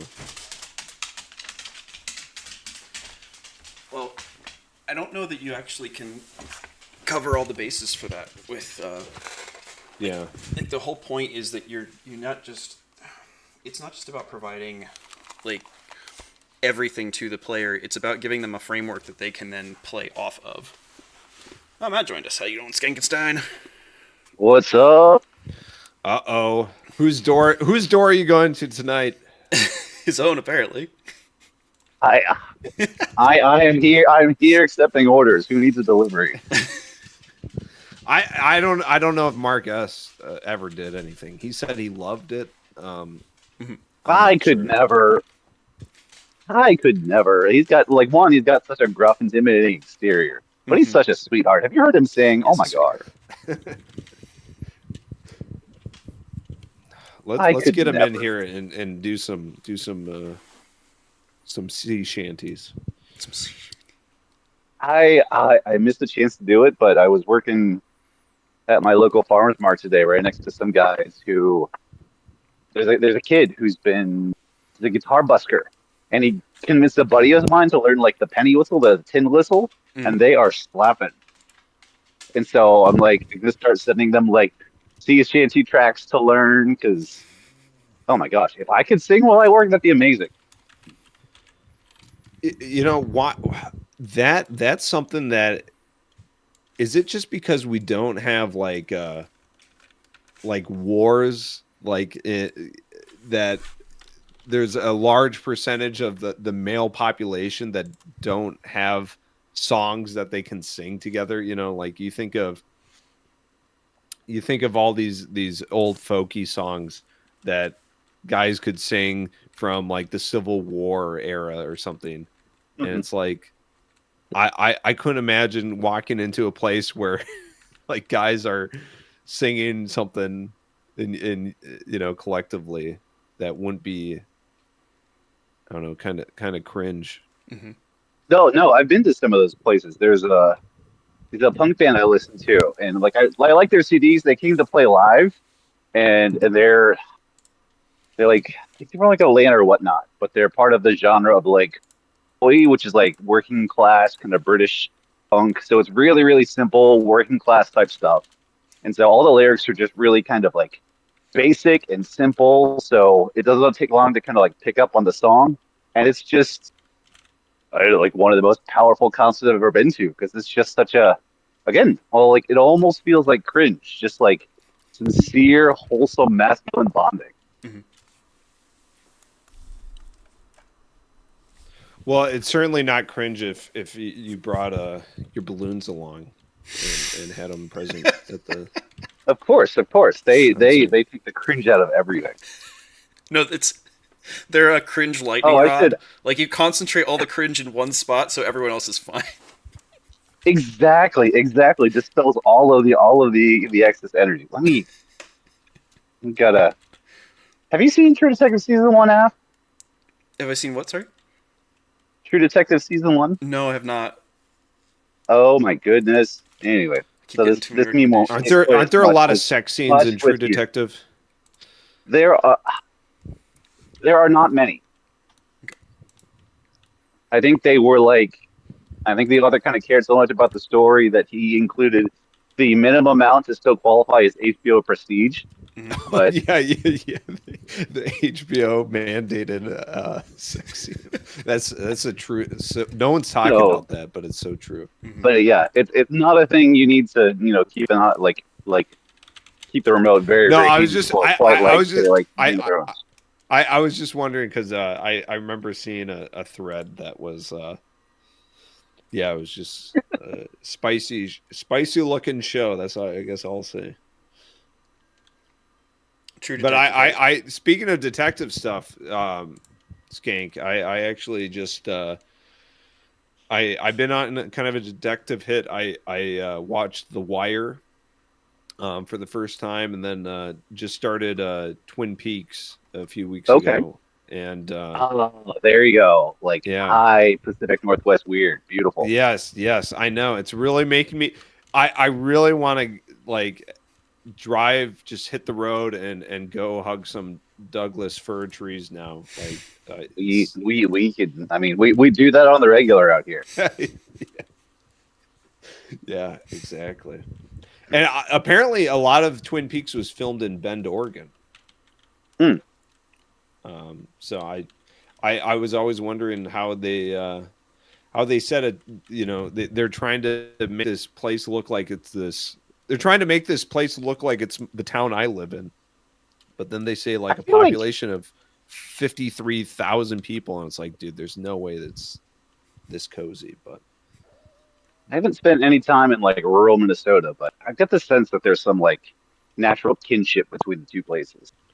oh yeah, definitely, yeah, yep. Well, and Minnesota is very We, um th- like I won't go so far to say diverse um ecology, but there is definitely, like, you know, you have the plains, and then you also have the woodland, and you have hmm, even mountainous areas, and then you have the driftless ravine area, and you know, there, like, each corner of the state kind of differs in very, like, different shades of green, you know, that really stand out. But I, I actually met my wife in the Pacific Northwest, and oh, really? I I thought this is a magical place. So yeah, I'm a big Um, fan. we also another point of comparison. We have a lot of Scandinavians out here too. Hmm. Yeah, I can see why. I can see why. Do you know who Saint Urho is, Joseph? I'd be lying if I said I did. It's a shame. He's the patron saint of Finland, Minnesota.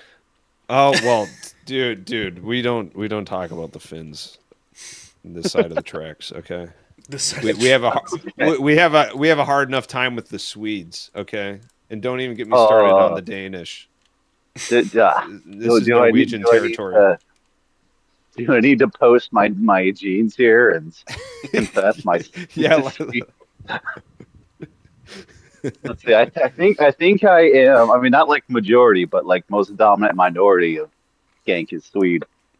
well, you know, there's kind of like this Swedish um I don't know, cabal that is like the urban centers of Minnesota are like dominated by Swedes, and the rural are Norwegian. But Mhm.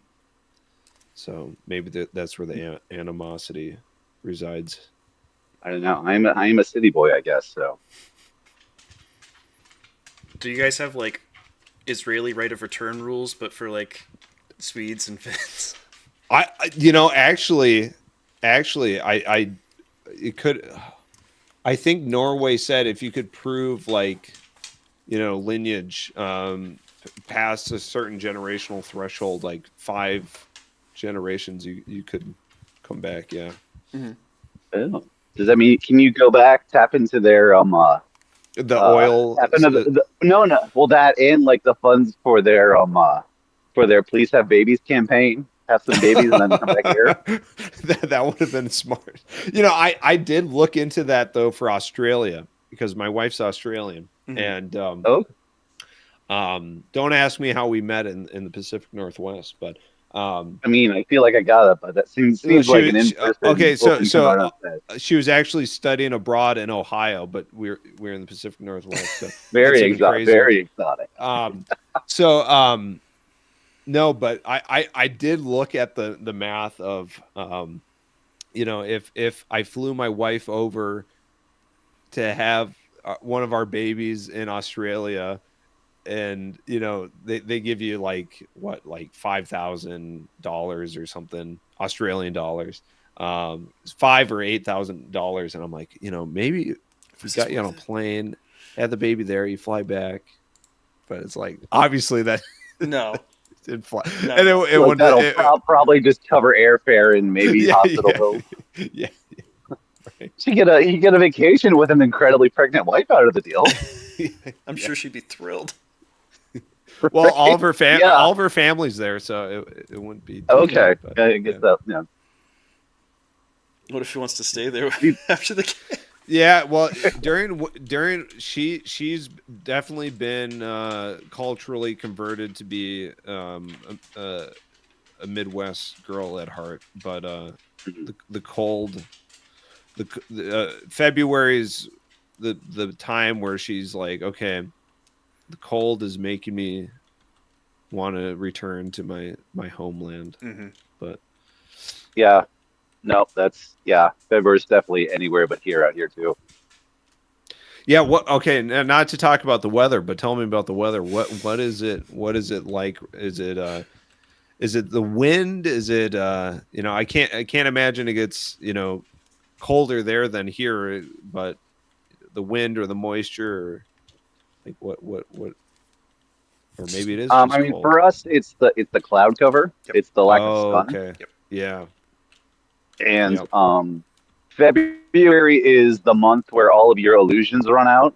Because like Christmas, you can distract yourself all month long. January, you're on that New Year high, and then February, you're just. It's the Tuesday. It's the Tuesday of the year. Yes. All the excitement of the 100%. weekend is gone. Wednesday's There's a reason just it's only 28 days long, man. Yeah, We can't handle it. Well, no, actually, the reason why it's 28 days long is because it was viewed as like a unlucky, cursed month. Mm-hmm. And the Romans. Well, that's like from the Roman and Egyptian understanding is that like we need to have as few days possible during this time. Get through quick. It's symbolism happens, man. These patterns occur. Yeah. Right. Oh, we got a ding. Who else is here?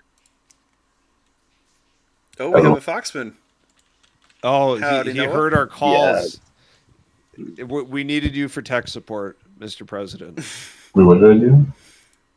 I've been using your tutorial to put people's pictures on my stream, and then I was also trying to show off that the Yukon River starts near Skagway, Alaska, which is really close to a different part of the Pacific Ocean. Oh. Oh, not exciting. I don't know. Hey, we thought the rivers were really cool, Mr. President. All right. Maybe I just don't know. I don't know. I just watched the first 007 movie. Couple of what? The first 007 movie. 007, okay. Oh, yes. Oh. Dr. No. Is that the one where we kill him? Where they kill him? Yeah. Yeah, they put him in the radioactive reactor. Like Snake? They microwave him? Not like they James Bond stomps on his neck and like pushes him into the reactor, and then his hands are robotic and they can't grip the thing, and then he falls into the core. Wait, so he's got a robotic Venom Snake arm, and then he gets microwave. 2 hands. Yeah. 2 hands. Both hands. Yeah. Dude, it's sad to see that James Bond couldn't even play, the game on European Extreme mode, and he didn't do non-lethal. Like, this guy is a noob. That's all I can say. As he enjoys all the killing. The end of the movie, it's not stylish at all. It's so like. He goes in, he sees this reactor going, basically goes in disguise, goes up to the reactor, kind of moves around some levers where they're not supposed to put it into like danger mode. There's like a big arrow that says this is the danger level, and then puts it twice past the danger level. And then everybody gets like scared and angry, and then they start running at him. And he starts punching people as they're running at him, trying to fix it. And then he pushes the main villain into the reactor, and then runs out with the girl who's being tortured. Well, at least he remembered the basics of CQC. That's all that matters, That's I guess, true. in the end. That's true.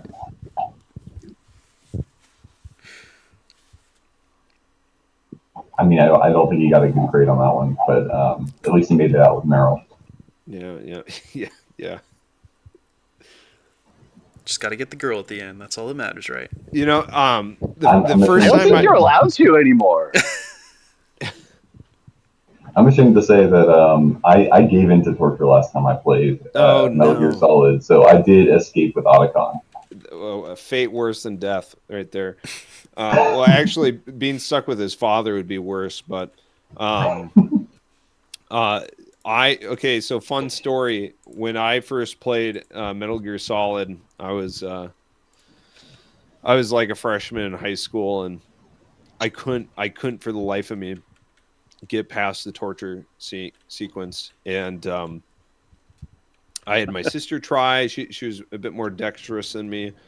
She couldn't do it, so then we called up a friend, and their parents came and dropped them off, and they were really good at mashing buttons, and she couldn't do it. And then my sister, who never played games at all, she just came in, and we just like handed it to her like, we can't do this, like let's just see, like check out how hard this is.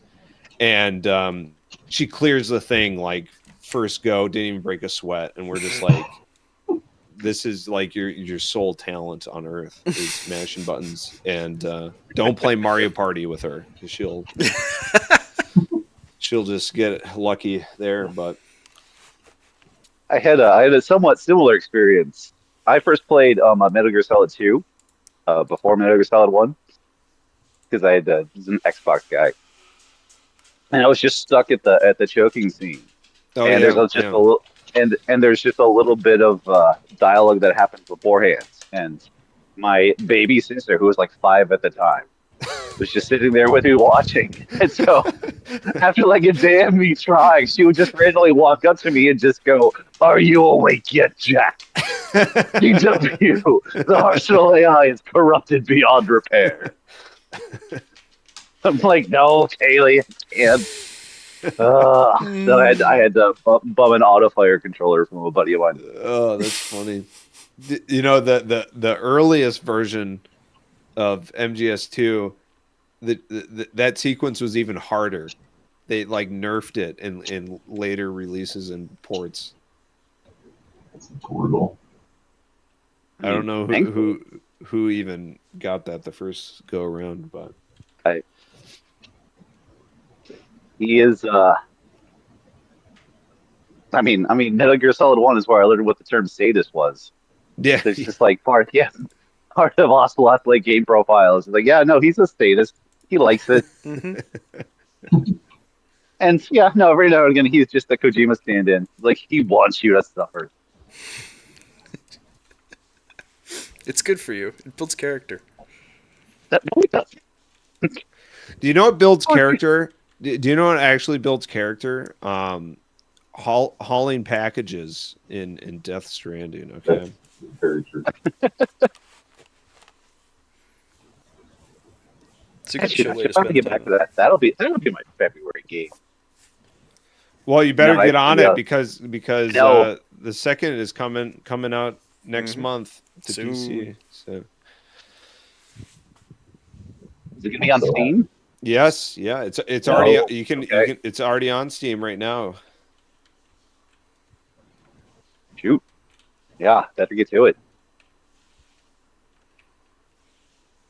I actually never beat the first one. Like I got like right to the end and then I didn't finish it. What? So now I got to do it. I know, Mr. President. This is just the life of a old chud, dad. I just. It's The game's just also, tragic. older than All the packages is a children, young man's presumably. game. I might be wrong, but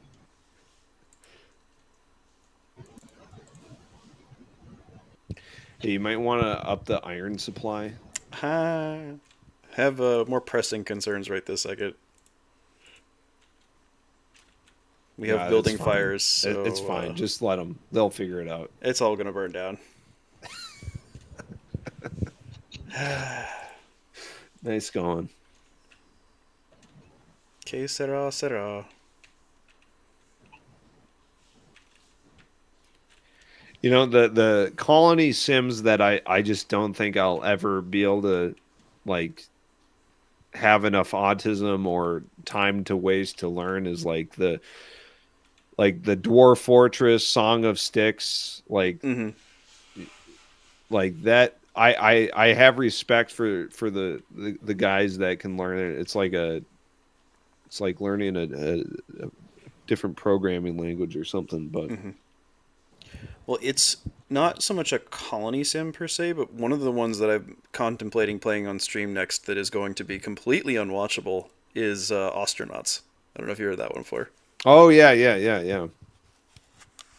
That will be unwatchable. I'm sorry, guys. I know you want to watch me die, but I really want to play this game. Isn't that the point though, to make it according to Grimm, is have something unwatchable? But there's like different kinds of unwatchable though. That's yeah. It's like different levels of trolling. Yeah, it's one thing to joke around with a friend on stream. It's another to come on and challenge people to push up competitions and shout your mum as loud as you can. So, do you even have a job? Aren't those sweaters really expensive? God bless. Yeah. Speaking of shouting and getting angry at games, we do need to have a TLC like Gary's Mod Night with Trouble in Terrorist Town, or something to throw back to the good old days. Do a TF2 match. I don't know. Would we have enough people to have like? No, a we would not. TF2 We would club? not. That. I think we'd have better odds with Counter Strike than TF2. Yeah, I have That would be never pretty actually cool. played Counter Strike, so I would Oh be my a goodness. burden. What? Yeah. Oh my goodness. Yeah, I would like to see Ron be like just Oh god, in TF2 or something. Watch Ron just like clutches up on something. Yeah.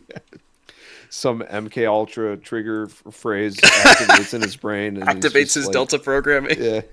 Oh my god. Locks in. I mean, he was hanging out with some interesting folks back in the day, so you don't know what's locked away in that brain. Yeah.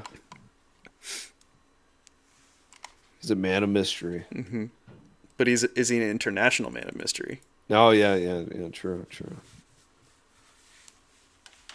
All right, fellas. It's it's probably time to call 11:30 my time. You guys over in the Pacific Northwest have the luxury of being 2 hours behind us. Real quick before you go, Yeah. do you have any advice for Foxman and I to try and convince Neil to finish Undertale?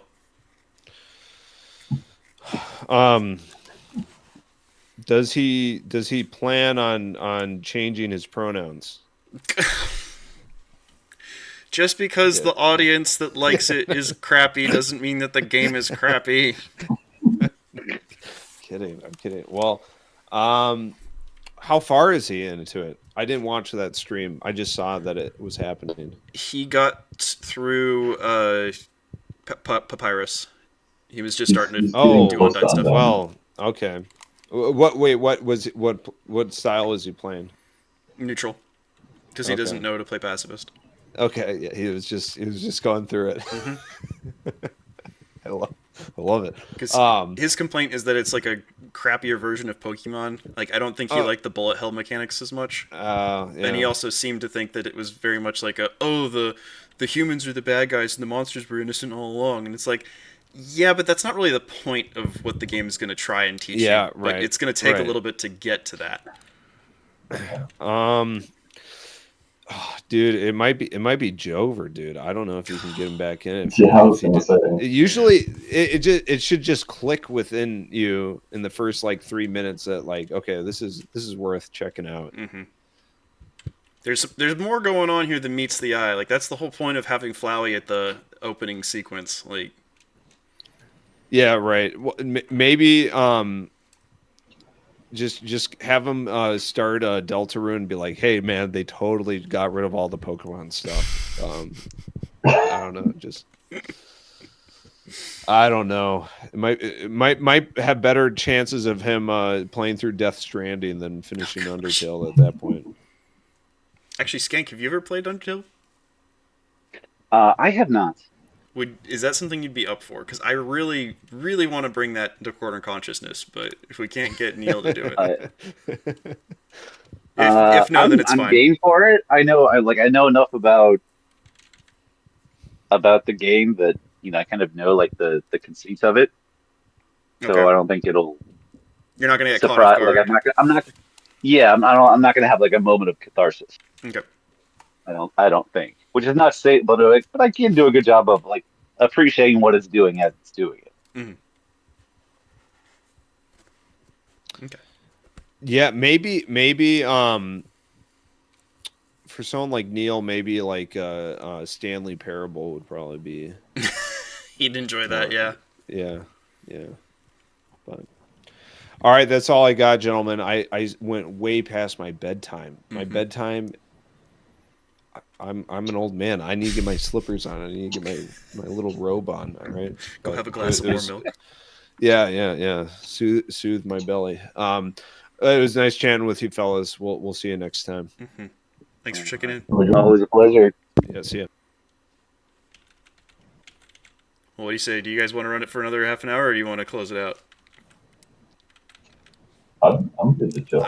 I'm good to chill. Yeah, I guess, man. I've already got my slippers on, so I got this. I got the eugenics going. Oh gosh, what is that game? I've seen a couple of people playing it, and It's a tactical RPG made by The Binding of Isaac. Okay. Guy. That would explain why I breed cats. Do you have to like selectively breed the cats? Is that the idea? Kind of. Okay. You have to unlock the ability to have different rooms to put them in so that they're more likely to breed. Oh gosh. Oh dear. I mean, there is a reason why it's called. No, I figured. Eugenics. I figured. But at the same time, it's just like, God bless.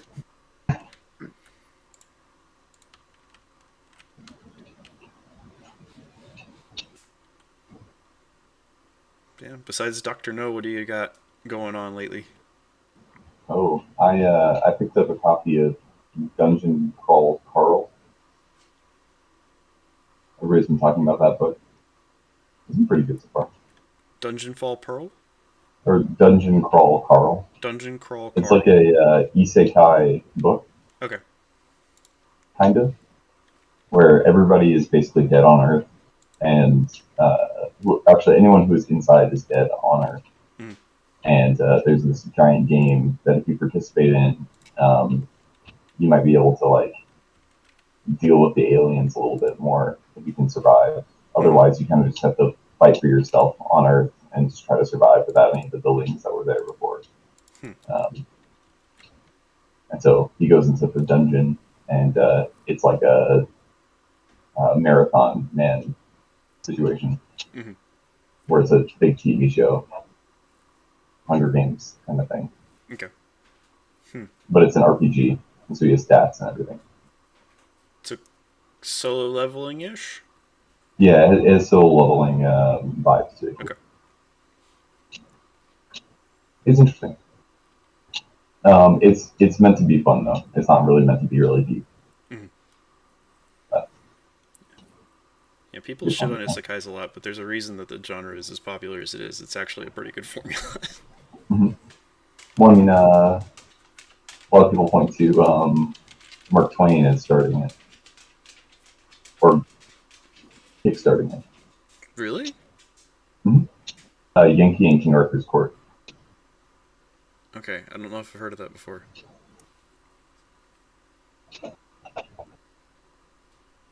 Yeah. read a synopsis. A Connecticut Yankee in King Arthur's Court is an 1889 novel by Mark Twain that follows Hank Morgan, a 19th century Connecticut man who is magically transported to King Arthur's 6th century England. Hank uses his modern knowledge of science and technology to try to modernize the medieval world, clashing with Merlin and the feudal system.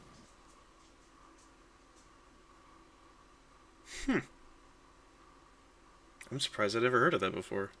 That's actually a really interesting premise. Read the Reader's Illustrated Digest version when I was 12. Hmm.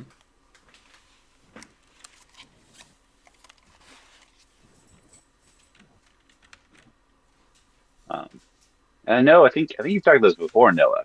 But then one of the things the book shows is that New Atheism is much older than 2002. That's very true.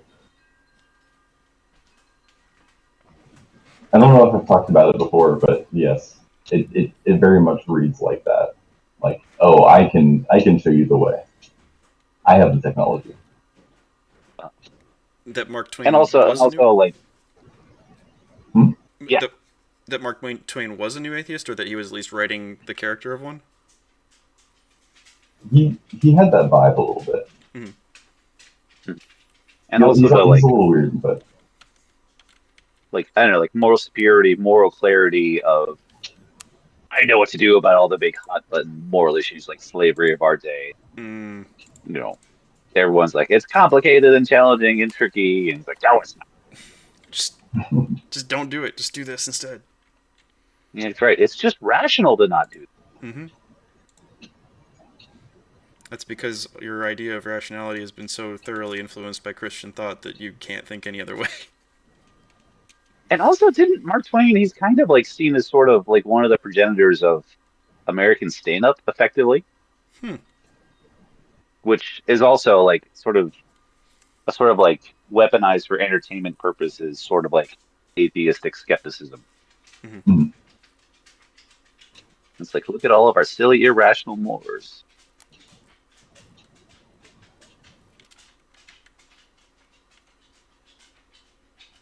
Well, and to a degree, they're pre-rational. Like, you're doing them because you know that they work, and you don't necessarily understand the reasons why. Like, you couldn't necessarily articulate them, but you also know that, like, I know that if they don't do this, then something bad happens. Right. Yeah, it's the, like, your cultural inheritance. It wasn't built up from first principles. It was, dare I say, like, evolutionarily, like, determined through what survives. Yep. And you edit it at your peril. Mm-hmm. I mean, that makes me... You still gotta, but it's gotta use a light touch. Yes. Because it's you're not, it's an ecosystem you're trying to manage. Mm-hmm. Well, it just makes me think of the trope that has come about of, like, particularly leftist people rediscovering trad stuff with different names, like monogamous marriage, like. Mm-hmm. Like, I want to have, like, a polycule, but I just want to have, like, one person, and we just, like, are with each other. It's like...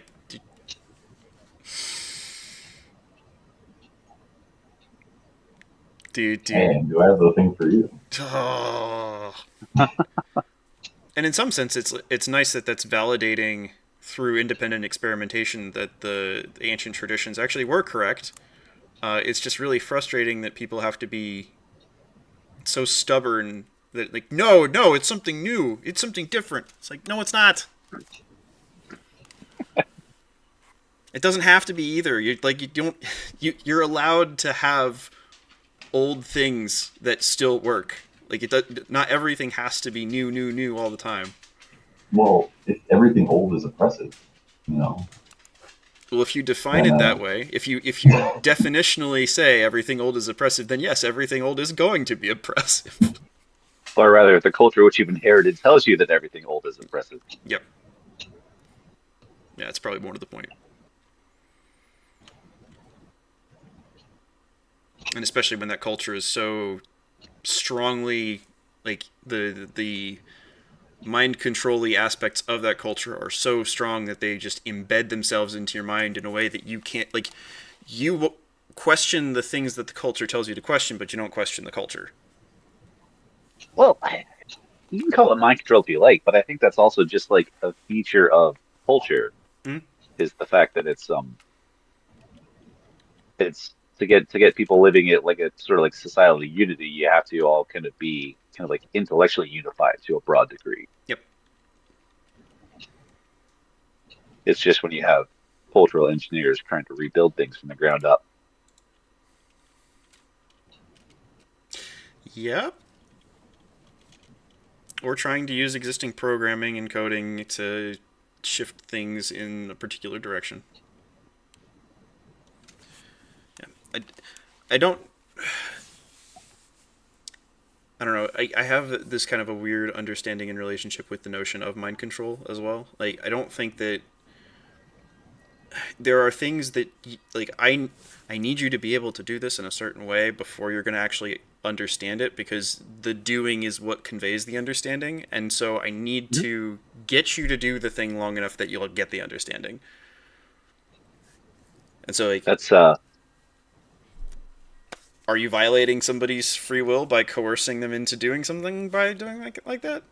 Like, I don't think so. well, I mean but that's why the authority crisis is a crisis. It is the authorities that enable you to obey something that feels irrational to you because you're only going to understand on the other side of the doing. Well, and if you But have if the you don't have authorities, trusted authorities, then you're not going to do the things. well, or if you have the existing authorities that have been convinced to doubt the legitimacy of their own authority and then not actually do the enforcement that they're supposed to do and not actually pass down the things that they're supposed to. Mm-hmm.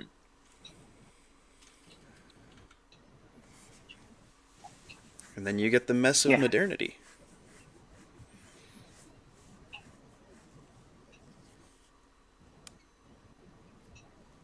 I'm sure we'll be able to figure our way out of this one. Give us more time. Yeah. Could go wrong, honestly. The worst that could happen. Oh, I don't know. Total civilizational collapse? It's not like it's happened before.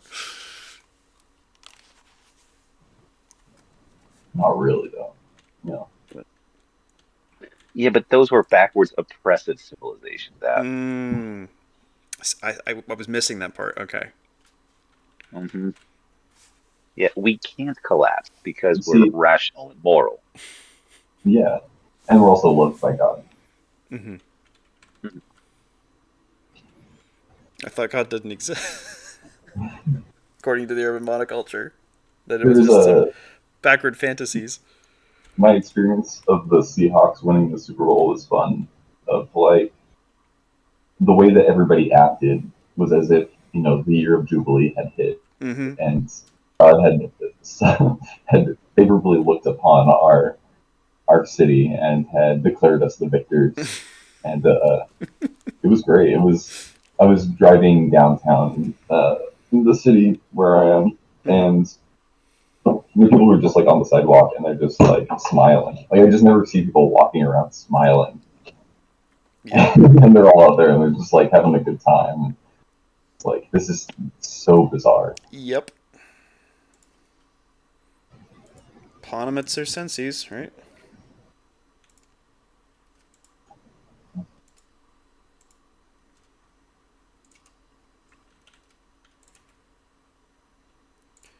Yeah, I don't know. I don't want to like take that joy away from other people, but it also just seems like such a hollow, shallow thing to be excited about. It's like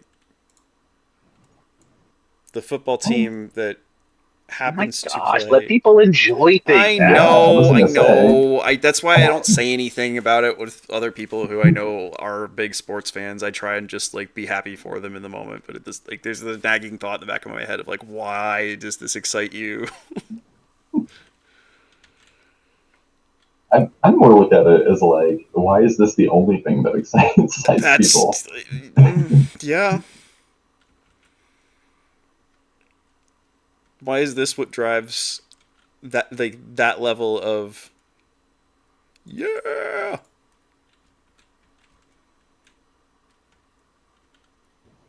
Well, yeah, there's just no, not no outside, but like, I don't know. There's nothing else that kind of unifies to that extent Mm-hmm. uh, in these contexts anymore. Mm-hmm. I'm kind of curious. Brandon, Like, circuses do have their uses. they do, but it's just interesting that I don't know. Like, people are being, and well, maybe that's the other thing is like there's like a regional division that's happening there, but I think that there's also like the powers that be are trying to satisfy something that has to do with that like primal urge to see sport, and there's some deep esoteric knowledge that if you do not manage to satisfy that appropriately, that it manifests itself in other places and ways, and so you have to like, and I don't know if it's like a like a metaphorical ejaculation kind of a thing where it's like you don't want the sexual frustration of physical violence to go unsated for too long, or else people start getting weird. But yeah, I don't know. Kind of talking out of my ass at this point. I think part of the problem is it's not. I think it's if you'll talk about things at different like fractal levels, like it's not. It's just it purely operates on one level, Mm-hmm. so it does. It's not more deeply connected to culture. Like a lot of people talk about, like the only way to enjoy sport if we like uh, tyrannically enforce regionality in our teams, stuff like that. The fact that you can buy and sell players and transport them anywhere. Mm-hmm. There's no loyalty. There's No. no. It's not an expression of locality. Well, and the tax structure of Washington State is likely going to force the sale of the Seahawks, and so like, okay, they won the Super Bowl, and now they're no longer a team, like, or they belong to somebody else now, like. But that doesn't matter. It doesn't matter in the moment. Like, there's going to be there was a giant parade. There was tons of people all celebrating and all like Noah was saying, like smiling and happy and like, yeah, we won. And it's like, there's no longevity here. Like,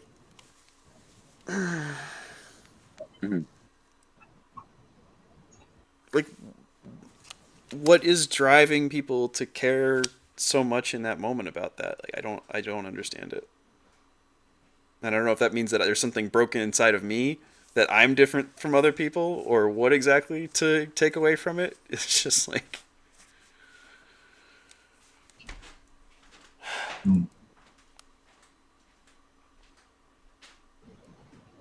I don't know.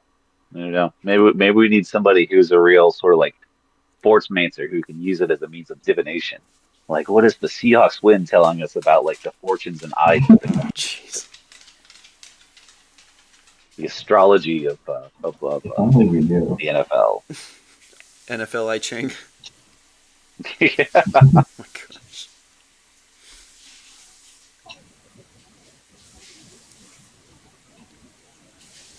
Well, I think I'm gonna call it for the night, fellas and folks. If there is anybody still listening at home. Just ranting and raging and getting more crotchety is probably time to call it. Yeah. Trying to be positive on stream, trying to give people good ways of trying to live in the crazy world, and just complaining about the crazy world doesn't really do that very well.